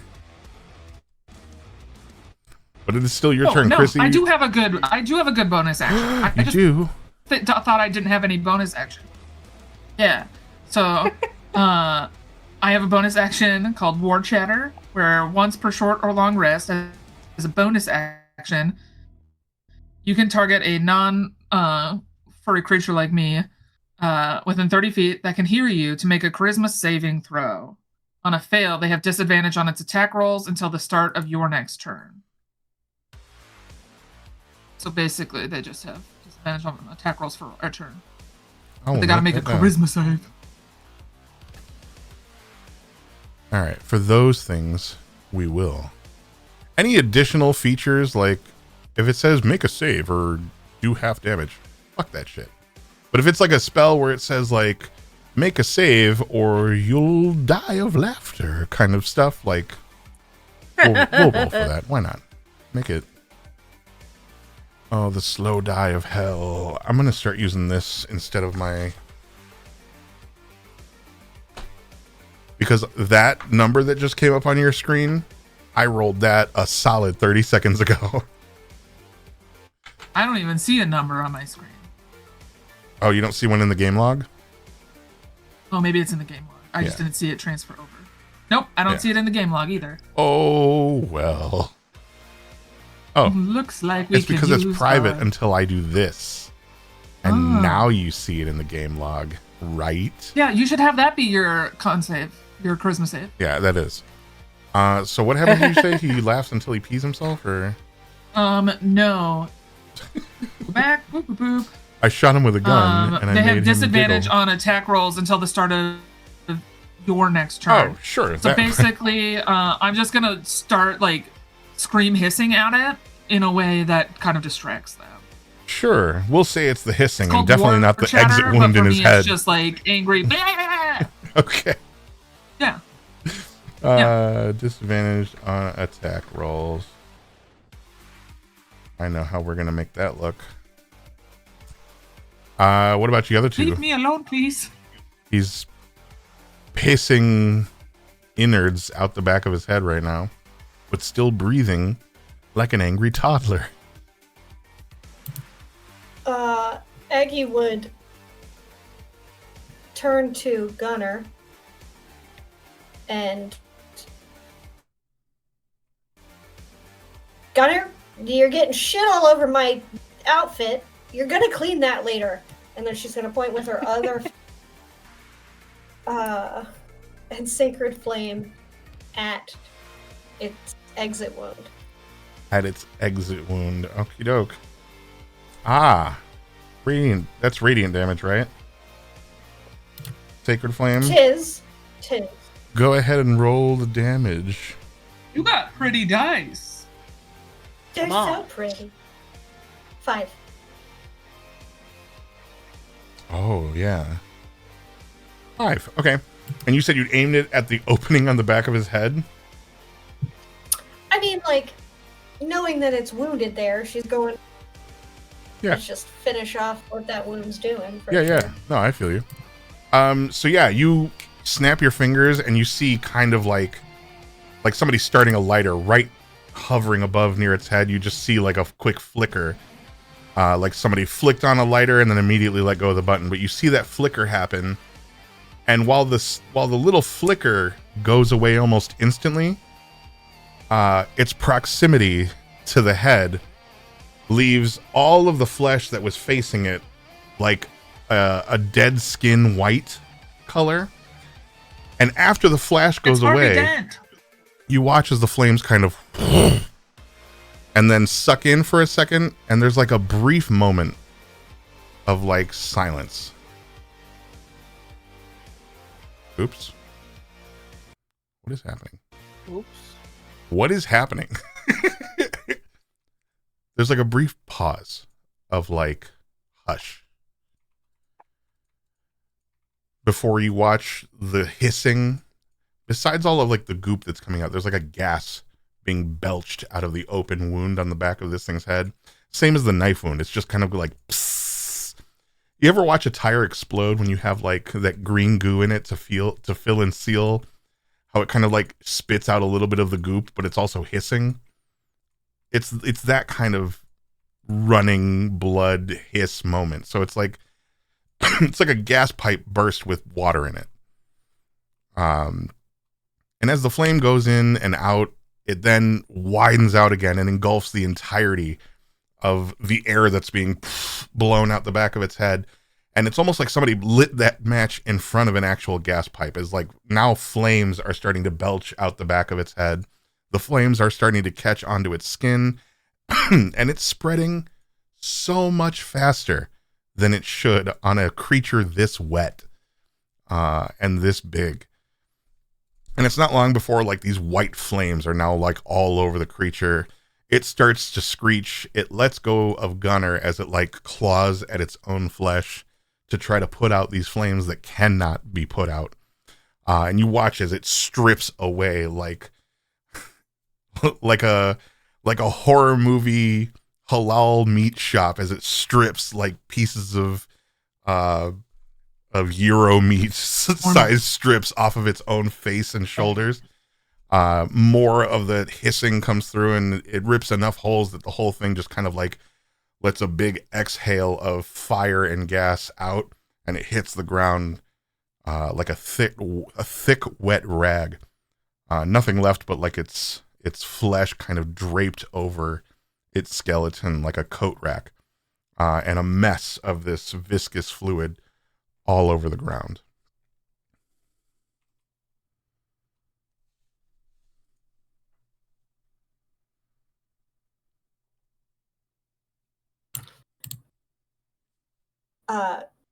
So it's not alive. No. Yeah. Aggie's gonna walk over to the body that's laying on the ground and turn it over. So there was like a Turn it over so there's like what? just to see its face, like if she recognizes it. Yeah, the creature? Yeah, you just run over and the arm. I see what you're saying. I thought you said there was a person. There is. Was okay, You are okay. correct. I was confused for a moment. Yeah, no, you turn over the arm and it is Melinda, the county clerk, I guess you could call her. But she works like reception and form taking and office admin for like the other few local. She'll cast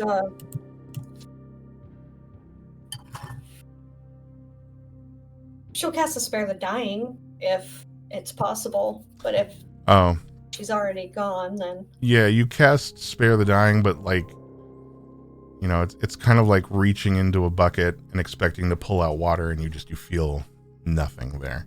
There's no one to spare.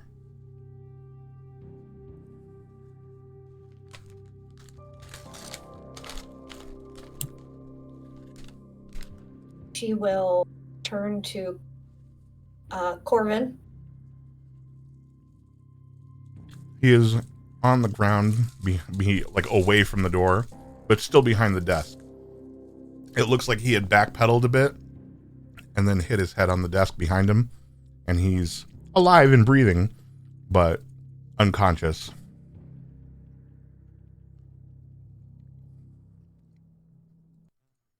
Snoring a little bit She'll on the just ground. give him a little Hey. little tap on the bed.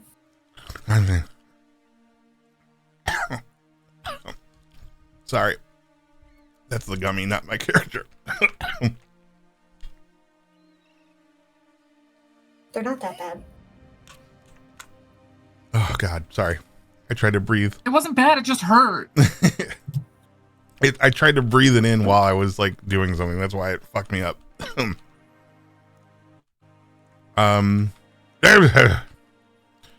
Who's there? What do you want?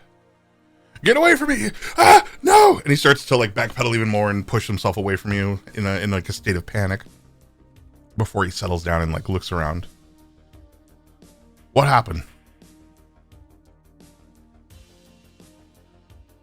Well, these two here, and she's going to point to Mountain Dew and Gunner, just saved this town from utter destruction. Right. What happened to the... I swore there was a...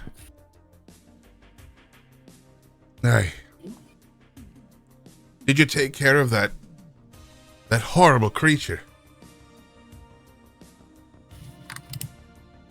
Gunner's just standing in the background with like the 3 teeth that fell to the floor that we had knocked out of its mouth before we exploded its head.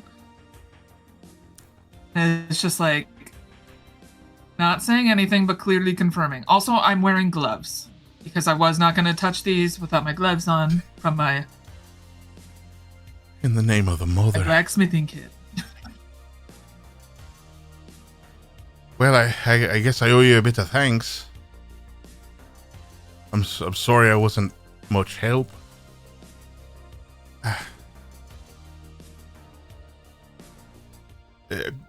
You will need to contact her family. Oh, Melinda, no. And he like gets up and like rushes over and like does like a quick field medic like pulse check, grabs her wrist. Oh. Truly, this is... She didn't deserve to go like that. Did you see how this happened?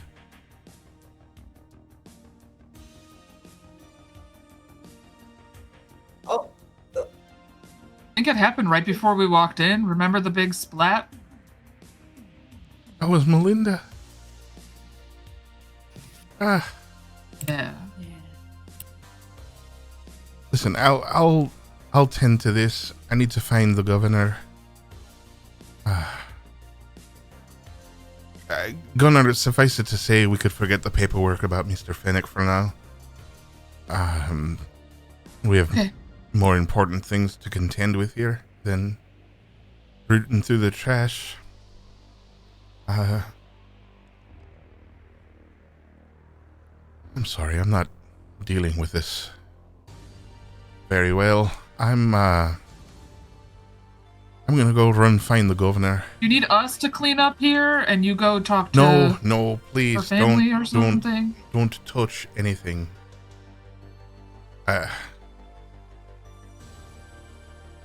I'll deal with it when we get back. I see you collecting pieces of that. Maybe take that to someone who knows how to So I study. can study it to know what it is. Yeah, be on my pay grade, but yeah, anyone who would know what to do with it, I suppose. I'll be back in just a bit.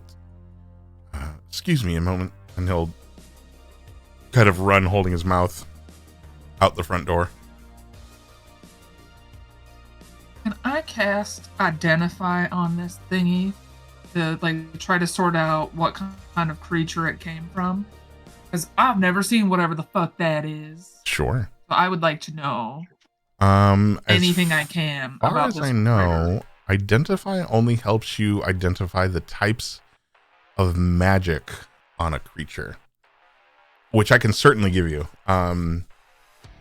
This creature is a combination of different kinds of magic. You'll notice a lot of conjuration, heavy layers of conjuration magic circling this thing. A little bit, just a breath of necromantic magic.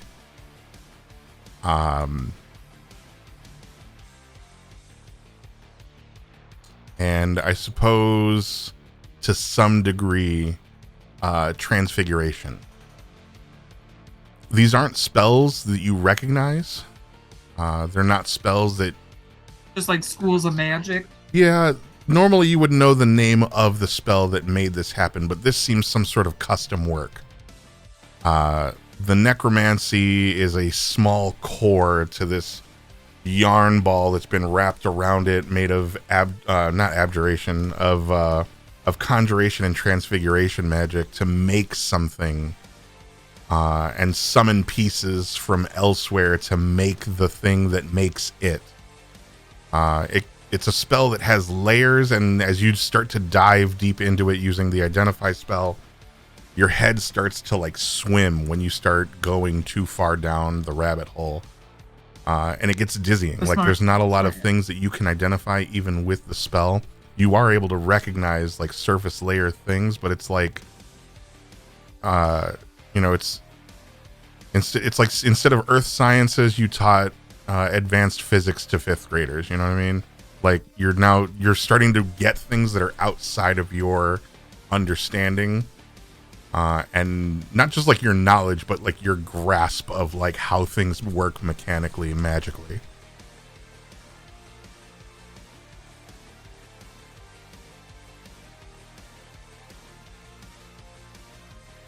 I'm still gonna try to keep it. Sure. I know he said not take anything, but I'm still gonna keep it. Yeah, sure. How many teeth do you want?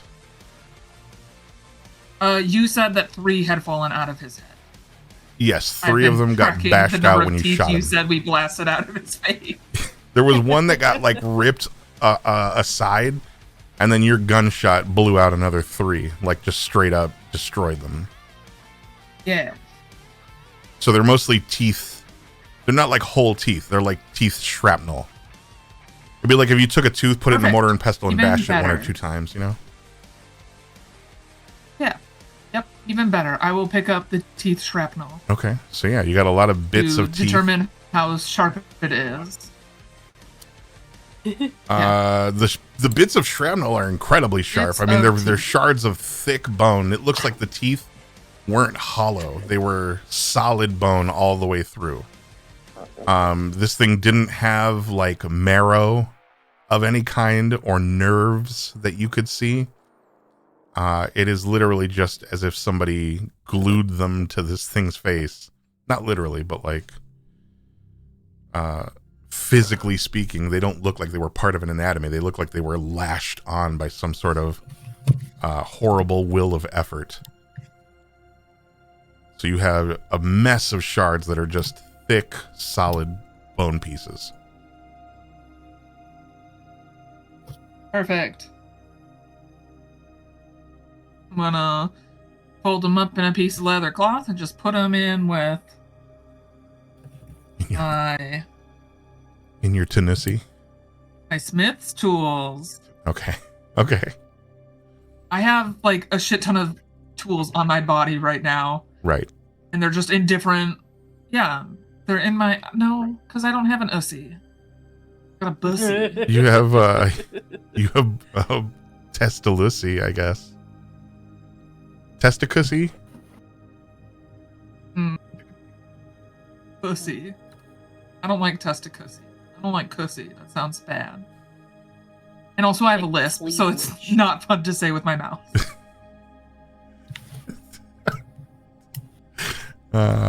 Okay. Well, there's somewhere Testicle in the cleavage. folds. God, I've made another spunk. I test a breasts. All right. You test your breasts. Yeah. So Talking what are about the my rest bra. of you doing while Your testicle bra. while Gunnar takes their time collecting shards of bone? Are you taking any healthy teeth with you, or just the shards? I thought we like exploded their head, so I didn't know if there was other teeth. The back of their head has a pretty Otherwise, I would try sizable to go for exit healthy wound on it, teeth. but there are still teeth left on it on either side of the gap that you created. Oh yeah, then I'm gonna go try to perform dentistry. Probably a kid I have. Okay. How do you want them all? No, probably just like 5. Okay. Make me a sleight of hand check. Oak. A 24, please. 24. All right. Yeah. So you get 5 teeth. It's not hard. You grab the knife that's in its trap, what was its trap muscle that Mountain threw, and you just kind of like, instead of trying to wiggle each tooth out, you kind of just cut a 1/4 inch of gum line away with it, and the teeth just kind of come free with the gums in it. This thing doesn't have a whole lot of fight. It seems like when it was in full form, the muscles were just kind of holding them, like each gum pocket was a fist holding a knife, And now that it's deflated, it kind of is just kind of left in the stiff fingers of the person holding it. I hope that description wakes you up at night, by the way. It's just a mouthful of little hands holding knives. You can feel the knuckles of each fist as it grips the fucking tooth in its fist. It's going to be in the next Guillermo del Toro movie. And I'm going to throw up. You just wait until the body horror really hits the fan here. I'm going to have people with hands like this, and they're going to peel open their fingers one by one and reveal 6 eyes on the palm. Oh, God. But the back of their hand will be stitched to their face. Oh, good stuff. Let's go. Okay, did anyone else kind of think that that creature, though, was kind of hot? You guys. Sweet? So listen. As you say this, as you are like pulling its teeth out and like shoving and saying this sentence out loud. Oh, no, that was me, Courtney, saying that about the thing from Pan's Labyrinth. Gunnar is not saying that. Just kind of did it for me. I don't know. Wow. You know? Listen, we learn something new every Anyways. day. And I'm proud.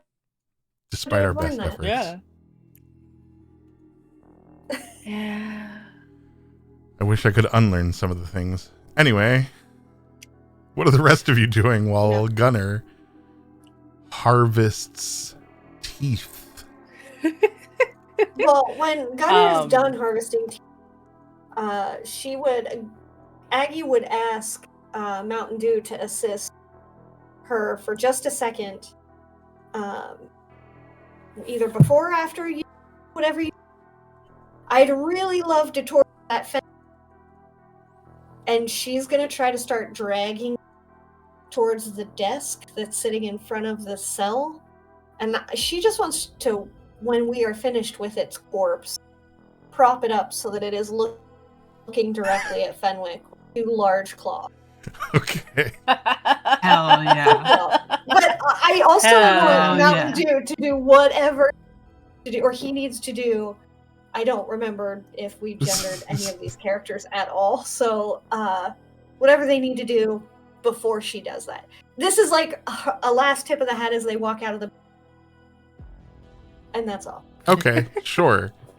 You take the time to move this gorilla-sized corpse over to the next room in the jail cell.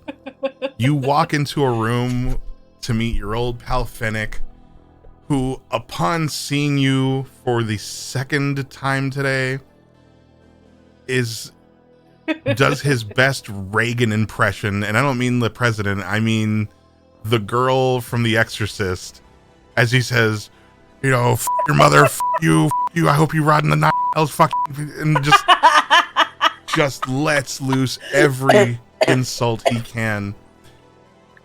As you push the desk, what the fuck are you doing? I can't stand you. I hope you die. And just insulting you as you go methodically to moving the desk closer, leaving the room. Don't just walk away from me, you cop. And you go back into the back of that office place, drag this creature outside into the other door, and then boom on top of the desk. Fuck you. What are you bringing in here? Ah! Ah! Ah! The terror that grips this man upon seeing this nightmarish, gap-toothed mess is indescribable. Like, he looks like if he doesn't get away from this thing, he may die. He's throwing a panic so intense, he starts to hyperventilate and is pushing himself to the back corner of the room, and then passes out from the lack of oxygen. But he passes out screaming, just and he's out. And you leave this grinning nightmare sitting on a desk facing his cage. and walk out. And I have turned up both of its claws. Yes. I Of the 6 fingers break on its this creature, you little pick finger. one of the middle ones and like wrap it around the bars so that it's just showing it 2 fat fingers with nails. Not that he sees any of this, but for your own self-satisfaction, nothing. Could you imagine though, competes. you pass out and then you wake up and that's like holding your cage? Despite all my I would die again. Fantastic. Thank you, Mountain Dew, for the help. Did you need to inspect the body, or do you need its No. soul? She's gonna say that like I, with funny. she would retrieve her dagger. That's about all she needed to do with that thing. The thing's gross. I don't want to touch it. Yeah, once I Gunner's don't done have with it, to. I guess they could give it back to you. You know what? We'll take this opportunity to take a quick Yeah. break since we haven't taken one yet. And we're like 30 minutes from when we would normally end. So let's just take a quick break so we can empty things and Okay. take a breather. Don't go anywhere. We'll be right back.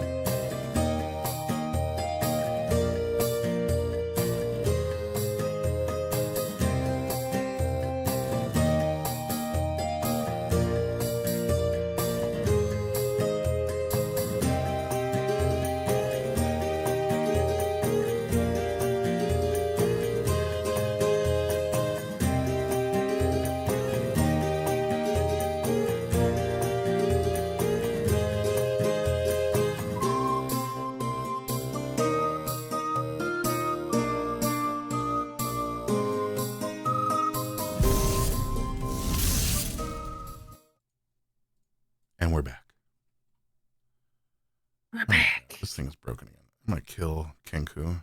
Figuring out a new method for music next week. Okay. It's good music though. When we can hear it. I'm glad you like it. It's being a fucking mess right now. There we go.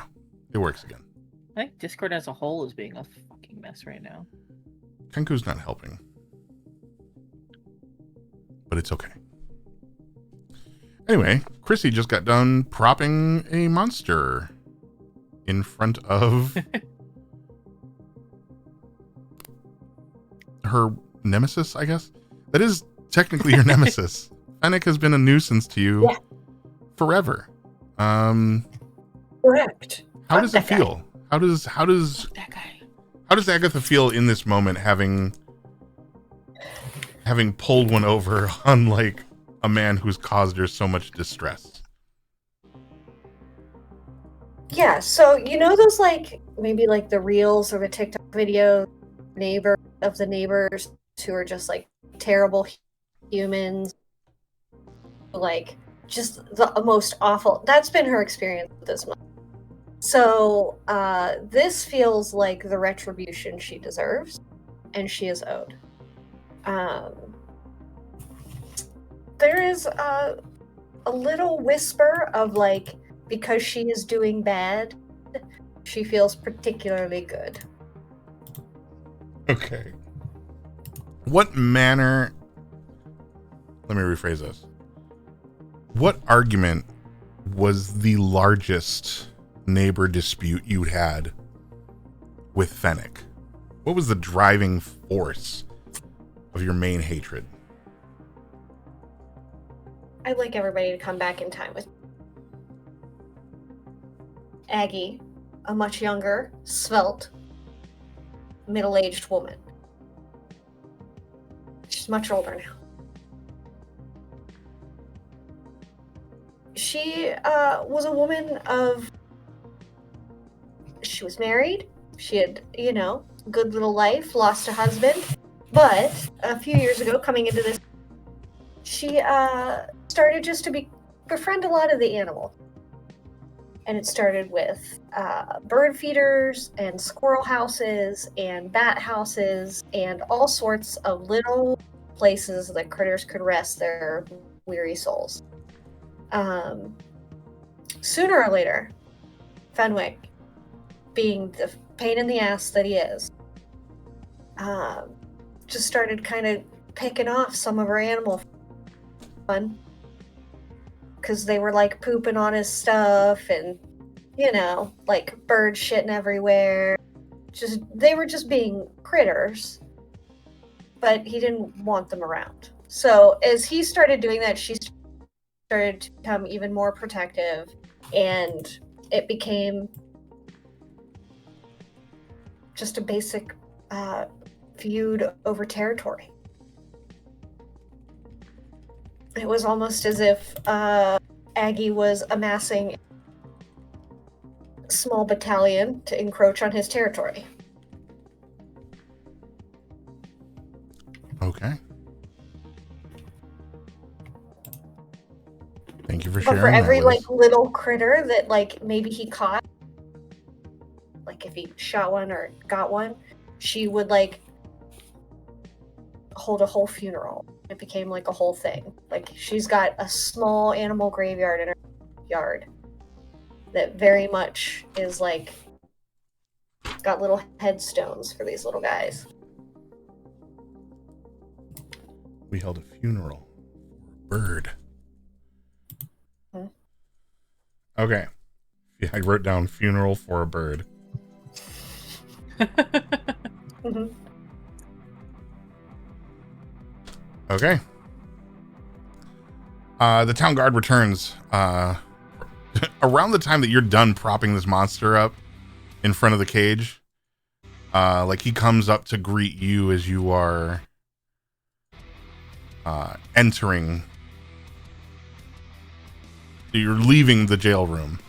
And he kind of gives you a quizzical look, but there's people with him, so he kind of dismisses it immediately as he's like bringing the governor into the room. They have a conversation with the town doctor about how best to treat the body, how best to move it. And once they get done having their like logistics meeting with like how they're going to handle all of this, how they're going to clean things up, who they need to let know, whether they should tell the whole town, all of this in hushed conversation, they finally turn to you. And you'll hear like a few mumbles before Corin walks over to you. So we're gonna get Melinda taken and cleaned up at the doctor's office so that she can be made ready for funerary purposes.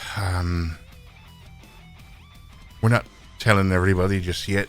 It's a bit heavy, and we think, given the circumstances, that most people won't take it quite as calmly as we'd like them to. So, we're gonna take this slow. If we could count on your discretion. For the time being, anyway. The governor will make announcements. We'll do that. But then she'll unzip her mouth really quickly and go, watch Fenwick, though. That motherfucker's a talker. And then she'll zip her mouth back. I appreciate it, Nanagi. Speaking of which, I better go check on him. The governor's gonna want to have a word with you, if you don't mind. And he steps out of that main office building to go outside next door.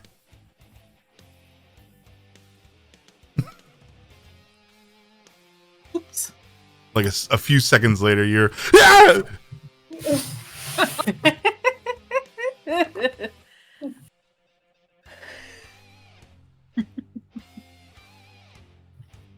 What are you doing? Giggling. But also Yeah. turning to the governor. Because I think you said the governor walked in as well. Yeah, he's so right now the governor's like, you know, you see him picking up the sofa cushion. The governor's a shorter human.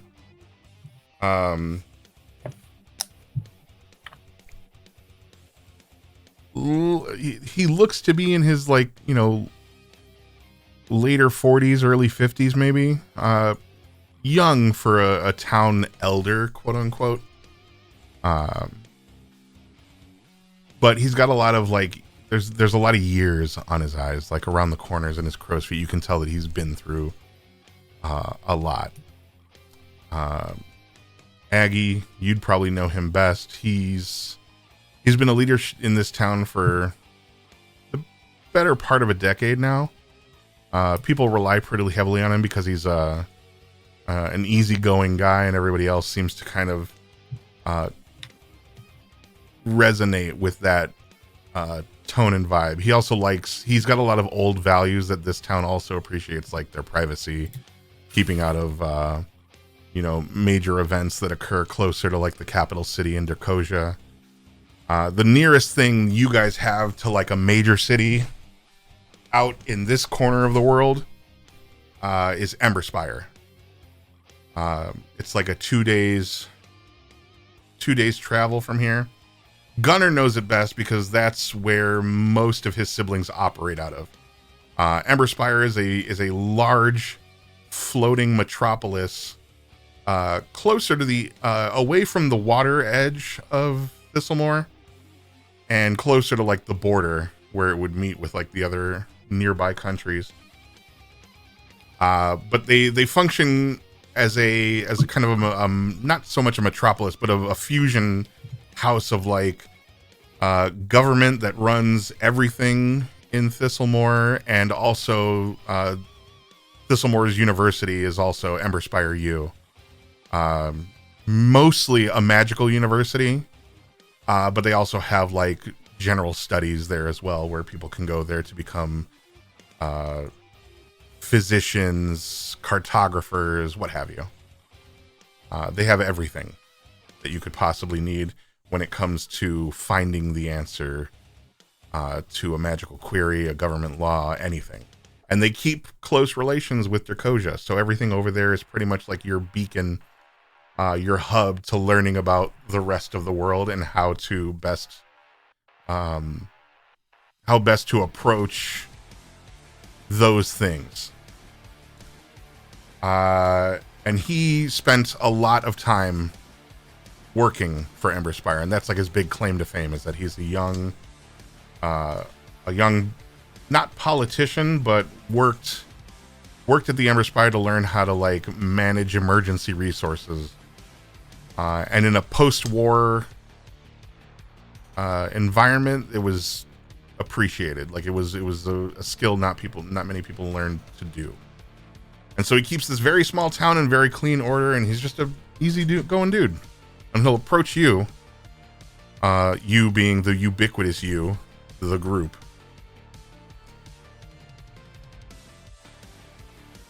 Let me just turn this down a touch.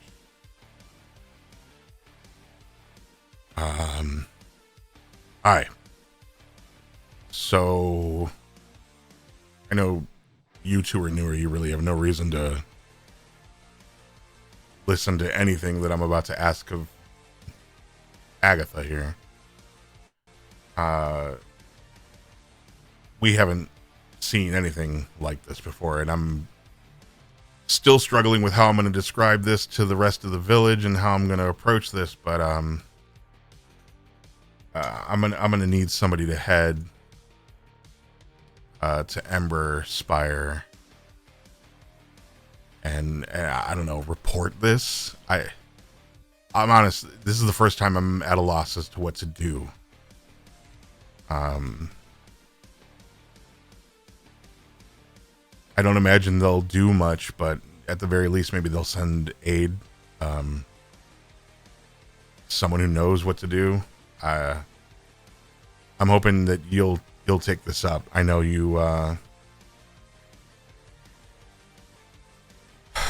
I know you're probably the only person in town who might know how to get there, being as that you're the only one here who knows how to use a map. Besides me, and I can't leave. I know you spend a lot of time on the outskirts, but I'm pleading with you. I'm pleading with you, Tatterwig. I need your help. And this seems like an easy enough thing. I normally wouldn't ask another lady of your age to go traipsing through the woods, but traipsing through the woods seems a lot safer than here at this time. So.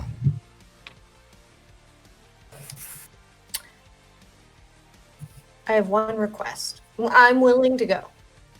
One request. Name it. You have to continue to at least once a week make Fenwick's life a living hell. Agatha. Just once a week. Once a week. You two have Hire lived a small here. child to do it. You two have been here since before this village was here. Why is it that you two can't, after how many years, find some way to bury a hatchet? Like, can we not? Bury a hatchet in his back. I'm telling you, I have made good ground on my property line. And when I come back here, I want it to be in the same place. I had the county surveyor come out. It's my property, and you know what he does. Yeah, no, I'm aware. Listen, I can make sure your property is looked after while you're gone. I can't make his life a living hell, but what I can do is remind him that every time he comes in to complain about something you're doing, that you're doing something important for the village. I won't be making his life hell, but every time I remind him, it'll drive him a little nuts. And that's the best I can do for you. What if I gave you free stink fine. bombs? Ooh! He looks at you like there's like a light in this man's eyes that's really hard to resist. And when he looked at you, like that light left for a second. And like almost as if he forgot himself, he's like, "Why would I want?" No, that's okay. That's a generous offer, but I It would make don't it have so any you need. could make his life a living hell. Like, it makes it a lot easier. Listen, I told you that I'm not doing that, and I don't need help not doing that. I'll do what I Okay, said I fine. would do, if We'll that's good take- enough. That is fine with me. And she will turn to Gunnar and we'll just find some kid to do it on the way out. I'm gonna pretend I didn't hear that. But if you could bring, God, I don't know. If you could write down the description, you know what? I'll take care of that. You guys can leave in the morning. Come collect it from me. I'll be here. Early AM. And I can send you on your way with a docket to bring to Emberspire and see what they do with the information. If you can, see if you can speak to Wallace. Wallace Bruiseweed. Wallace is he's high up in the ranks over there, but he's old enough. He's old enough to have been at Emberspire for as long as you've lived here. And I trust his judgment more than most. I don't know how much he can help, but he is, at the very least, well-traveled and well-studied. And he's one of the more practiced clerks over at Emberspire. All right, what was his name again? Wallace Bruiseweed. That's what I thought.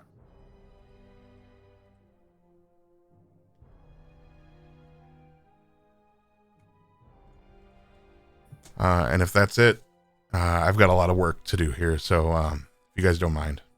And remember, mum's the word.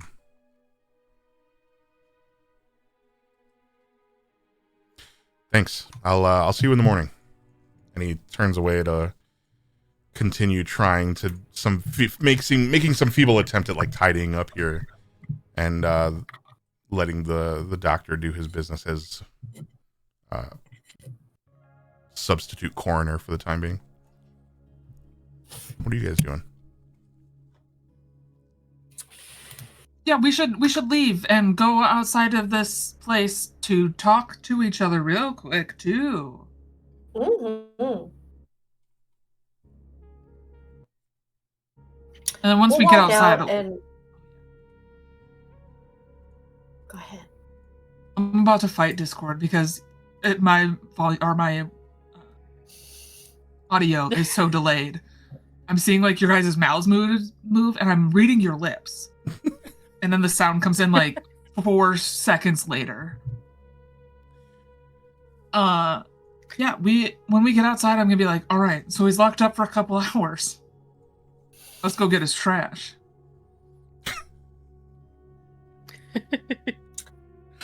God, you're like Winston on New Girl. You're like, let's get that trash, baby. No one Let's else get that around trash. to stop us. He's not around. We can go get it. We can have all the trash we want. No one can stop us. All the adults are tied up in here. Adults. All the adults of as consequence.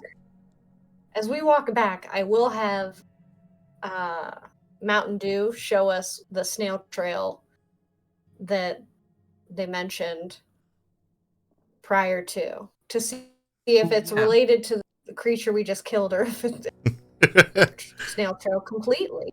Yeah, I mean, standing if you're in the room, like before you leave, you can glance over. There is a window with shattered glass that leads right into here.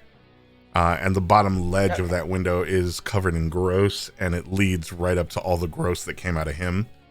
But when you guys leave, you run around to the side of the building, and there's more of the same looking gross that's just like on the ground, leading into the woods, heading north.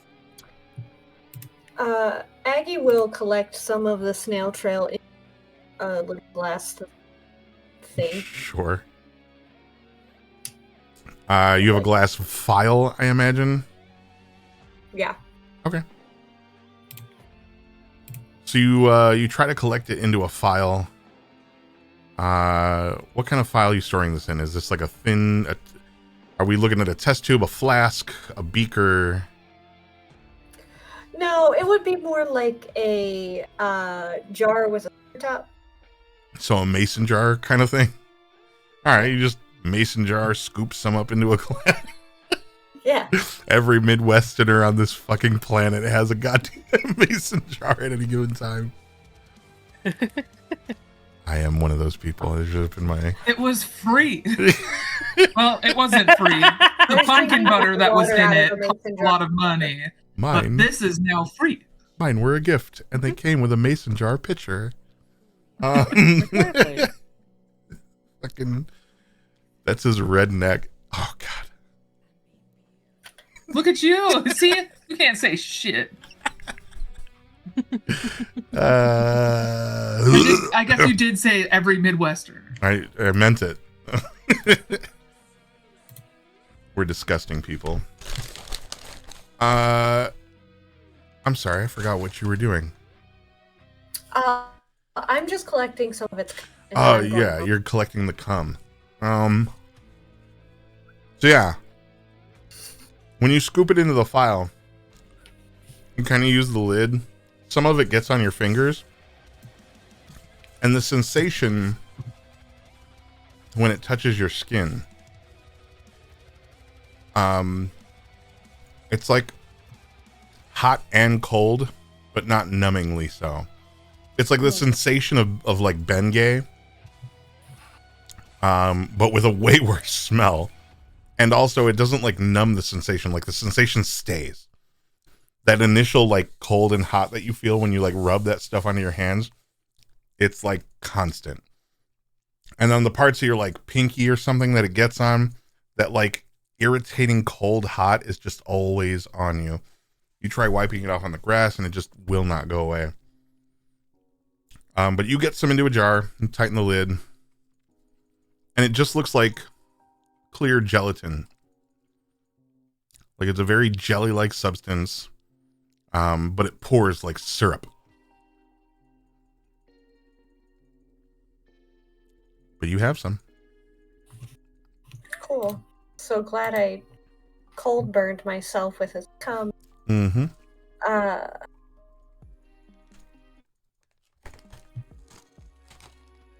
Don't like that. But alright. She will turn to her two compatriots and offer them a place to stay after, like, they can go out and do whatever they want to do. Head home, back to meandering. She's got some trash on her floor to clean up. I'll help with that. I'll make sure that gets cleaned up. But if they had other things they want to go to the town, she would just leave the door unlocked for them, expecting them to come visit. She'd do the pull-out bed thing, Murphy's bed, set up a little bed for them in the downstairs. Oh. Okay. Cute. So you're setting up a bed and cleaning up your home. Gunner, you're helping clean up the home because you made the mess, and then going back to get your trash. Organizing the trash to make sure, like, we also, like, it decomposes to its best ability. Suffice to say, you destroyed her home doing so. So are you going back, and you go back for the trash at Fennec's house afterwards to collect whatever it is you were hoping for? Okay.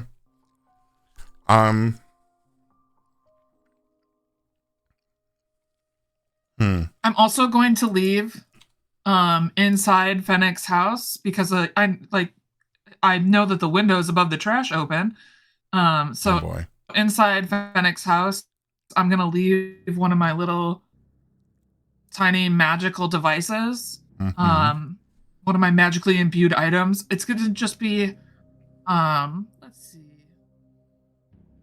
What would be something cute? It's gonna be a caltrop that smells. So it's a fart caltrop. Okay. With it being set to go off once he gets inside. Great. Or I guess it just emits odor in perpetuity until I turn the magic off. Sure. All right. So yeah, you throw one It's of just those a in stinky caltrop. there. When you dig through the trash, I'm gonna say that you harvest enough raw materials to make 3 small contraptions. And we'll discuss later what small and contraption means.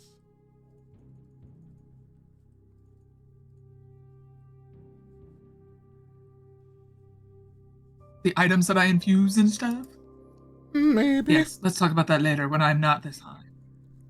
Sounds good. I heard the THX sound when I came back from the bathroom in my body. That's like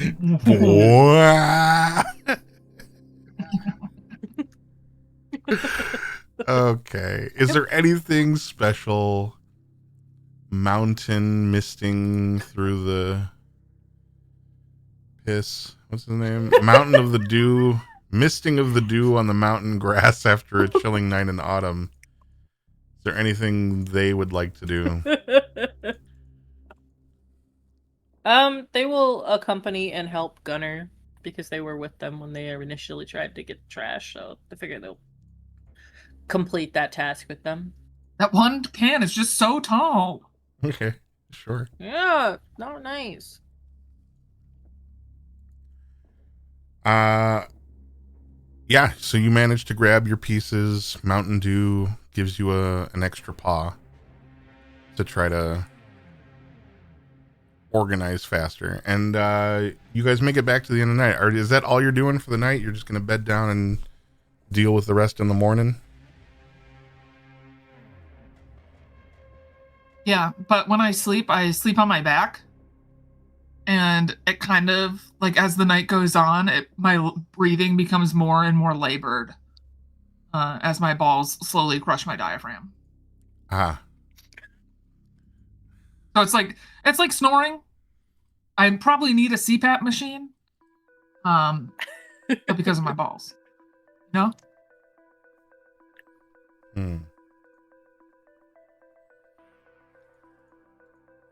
I'm gonna have to think. I'm struggling to come up with a good enough pun for it right now. The best I can think of is sleep clapnea. Every time you breathe out, your belly throws your balls up in the air, and then they slap down on your chest, which causes you to stop breathing in your sleep. Yeah, it's that aggro snore that wakes you up. Who lets me out in public, dude? Like, why did I? What's any of us we out? love it. Why the fuck did I think I could get away with this?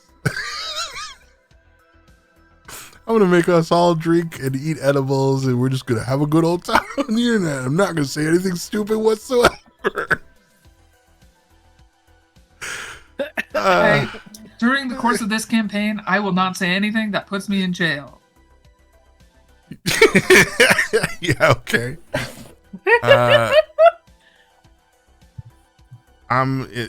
Great. So you guys, you get your shit, you clean your shit, you lay down and have a nap until morning. In the warm, is it a cozy cottage, or are you like Baba Yaga? Like, are we looking? What kind of witch are you? Here's the thing: is that she wants everybody to think like that she's just cold and mean, but she's not. But inside your cottage is nothing but like So soft cakes and warm pie. correct. She's a baker. She likes baking scones and pastry. So like she, you know, Amazing. yeah, and she'll have breakfast ready for everybody. But like it's for nobody. All, do you know what I mean? Like similar to the just meandering around. It's for somebody that, or nobody, or whoever. Or maybe just a squirrel later. Or, you know. Yeah. Great. I love it. You guys bed down for the evening. In the morning, you are given a loose packet of documents, one stack of papers detailing everything that they saw, everything that they assumed, and that no one yet knows what it is that's happening, but that another group is being sent to follow the trail. If they could send assistance to either Amathorn or the group heading north, either would be appreciated by the village. And there's like a cover letter that's beseeching assistance from Emberspire Council, and then there's a sealed envelope in there. On the front it just says Wallace, and it's sealed with like the wax stamp of like your town's little banner. There is a flag that Amathorn has that kind of sits atop most of the buildings here, and it's like the crest of the town. It's just a little bramble vine wrapped around a small purple rose.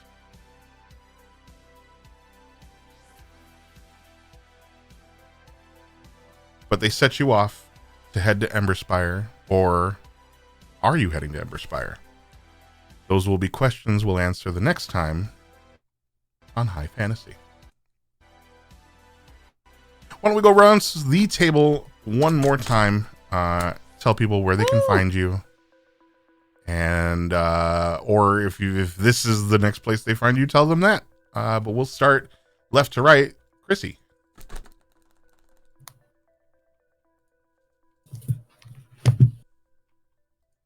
Hello, that's me, Chrissy Crits. Tonight, I played Agatha, Miss Aggie, Nana Aggie, Little Miss Tatterwing. Yeah, I had a blast. This was a ton of fun. I love it so much. Where else can you find me on the internet? Not really anywhere else right now. Oh, just kidding. I fucking lied. That's on Neon Lights Roleplay. Rotating Mondays. It's over there. We have not decided what is happening with Hill. We will get there, though. We'll get there. But other than that, if you want to find me on the internet, at Chris, that's where you'll find me, doing things. That's all. Who's next? Next would be Corndog. It's Corndog. It's me. Hi, I'm Corndog. You can catch me on the internet at Corndog McGraw or Coach Corndog, depending on what website you're on. Won't tell you which one though. Yeah, Chrissy said what will be in tomorrow. I think Oathsworn is tomorrow. Mm-hmm. We'll see on Neon Lights Roleplay. Okay, bye. Tremendous. Rachie. Hello, hi, I'm Rachie Pie. You can find me on the internet at Rachie Pie, or sometimes the E is a 3 if Rachie Pie is taken. It's kind of annoying. The next time you'll see me is on my Twitch channel on Tuesday, playing probably Date Everything. Yes, you have now Chrissy's attention. Yeah, you do. Fully. Date Everything. All right. And if that's I only all... want to date What? I just want people to date the problem. The problem? Like all the one, yeah. Like when they're playing Date Everything, I want to date problems. I have to go back Like to all that the ones game. in the bathroom that are ass. It's just a lot more interesting than. I'm going to have to go back to that game and figure it out. I'm the problem. That's like Marie wanting to date Clint in Stardew. Listen, Well, No. she'll be able to in the next update. Yeah. And I'm mad about it. I'm so mad. I texted Chrissy and Sarah about it instantly. I was like, what the fuck is this fucking shit? big burly weird man. Clint is gross. Yeah. Am I Clint? But- Did you Especially, sit in a bar every single it's a- night and just stare at the person that you liked without talking to them? Clint is the garbage years man, right? upon He's the years one who's on like end? eating shit out of the trash. And the No, he's the Oh, I would date blacksmith. him though. blacksmith. We know. Yeah. And he doesn't even like being a blacksmith. What? Ugh, So bad to make a bit. God, it is. It is so, Linus. That's Oh. Linus, and don't say he's a garbage man. He's just homeless.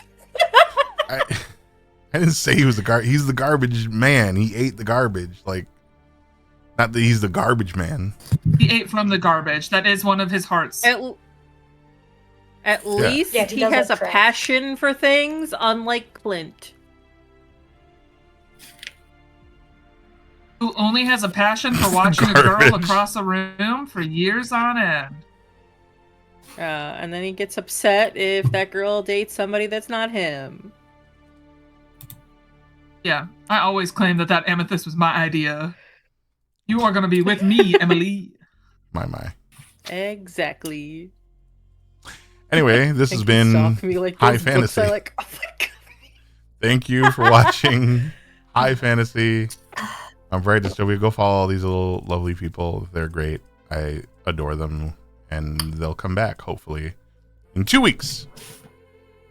That's going to be the thing. 2 weeks. Two of them. I missed the joke because of you. And now I'm sad. 2 weeks. That's what you missed. I'm gonna go bury my That's all. face in a pillow now. Thank you, everyone. Kiss me on the mouth. I love you. Goodbye.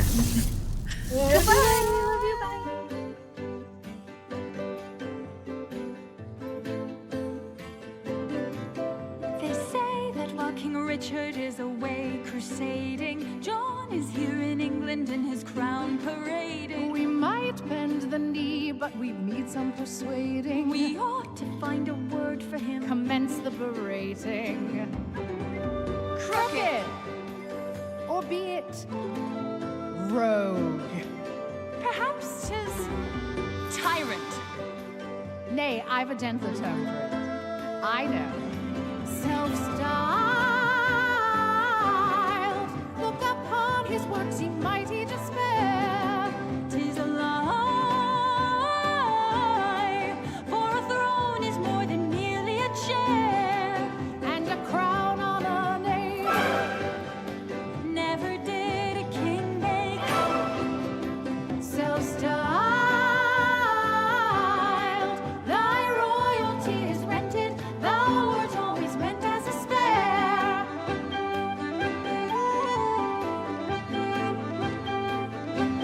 Why so haughty, yet so frail? Now all his jesters jape in jail. Oh, fetch this man some thicker mail. We tire of this tale. Reviled. At least Arthur pulled a sword from a stone. 'Tis a lie that thy titles are all truly thine own. Say thou chosen by God, but in sooth thou'rt a fraud. Reviled, thou shalt scurry back to mother the moment that thy brother is home. Oh, we pray to thee, Lord, thy mercies beseech. He could freeze in the cold or drown on a beach. Catch a bit of the plague whilst making a speech. Amen. We pray preach. I we pray to thee, Lord, to broaden thy reach. He might lose too much blood to an ambitious leech. Who can say when he might bite a ripe poisoned peach? Amen. We preach false pride. Thou art less a lion, more of a boar. Despise thy favorite sport is taxing the poor. Oh, we pray to thee, Lord, thy mercies we beg. He could meet a wild wolf who gnaws on his leg. At a royal breakfast he could choke on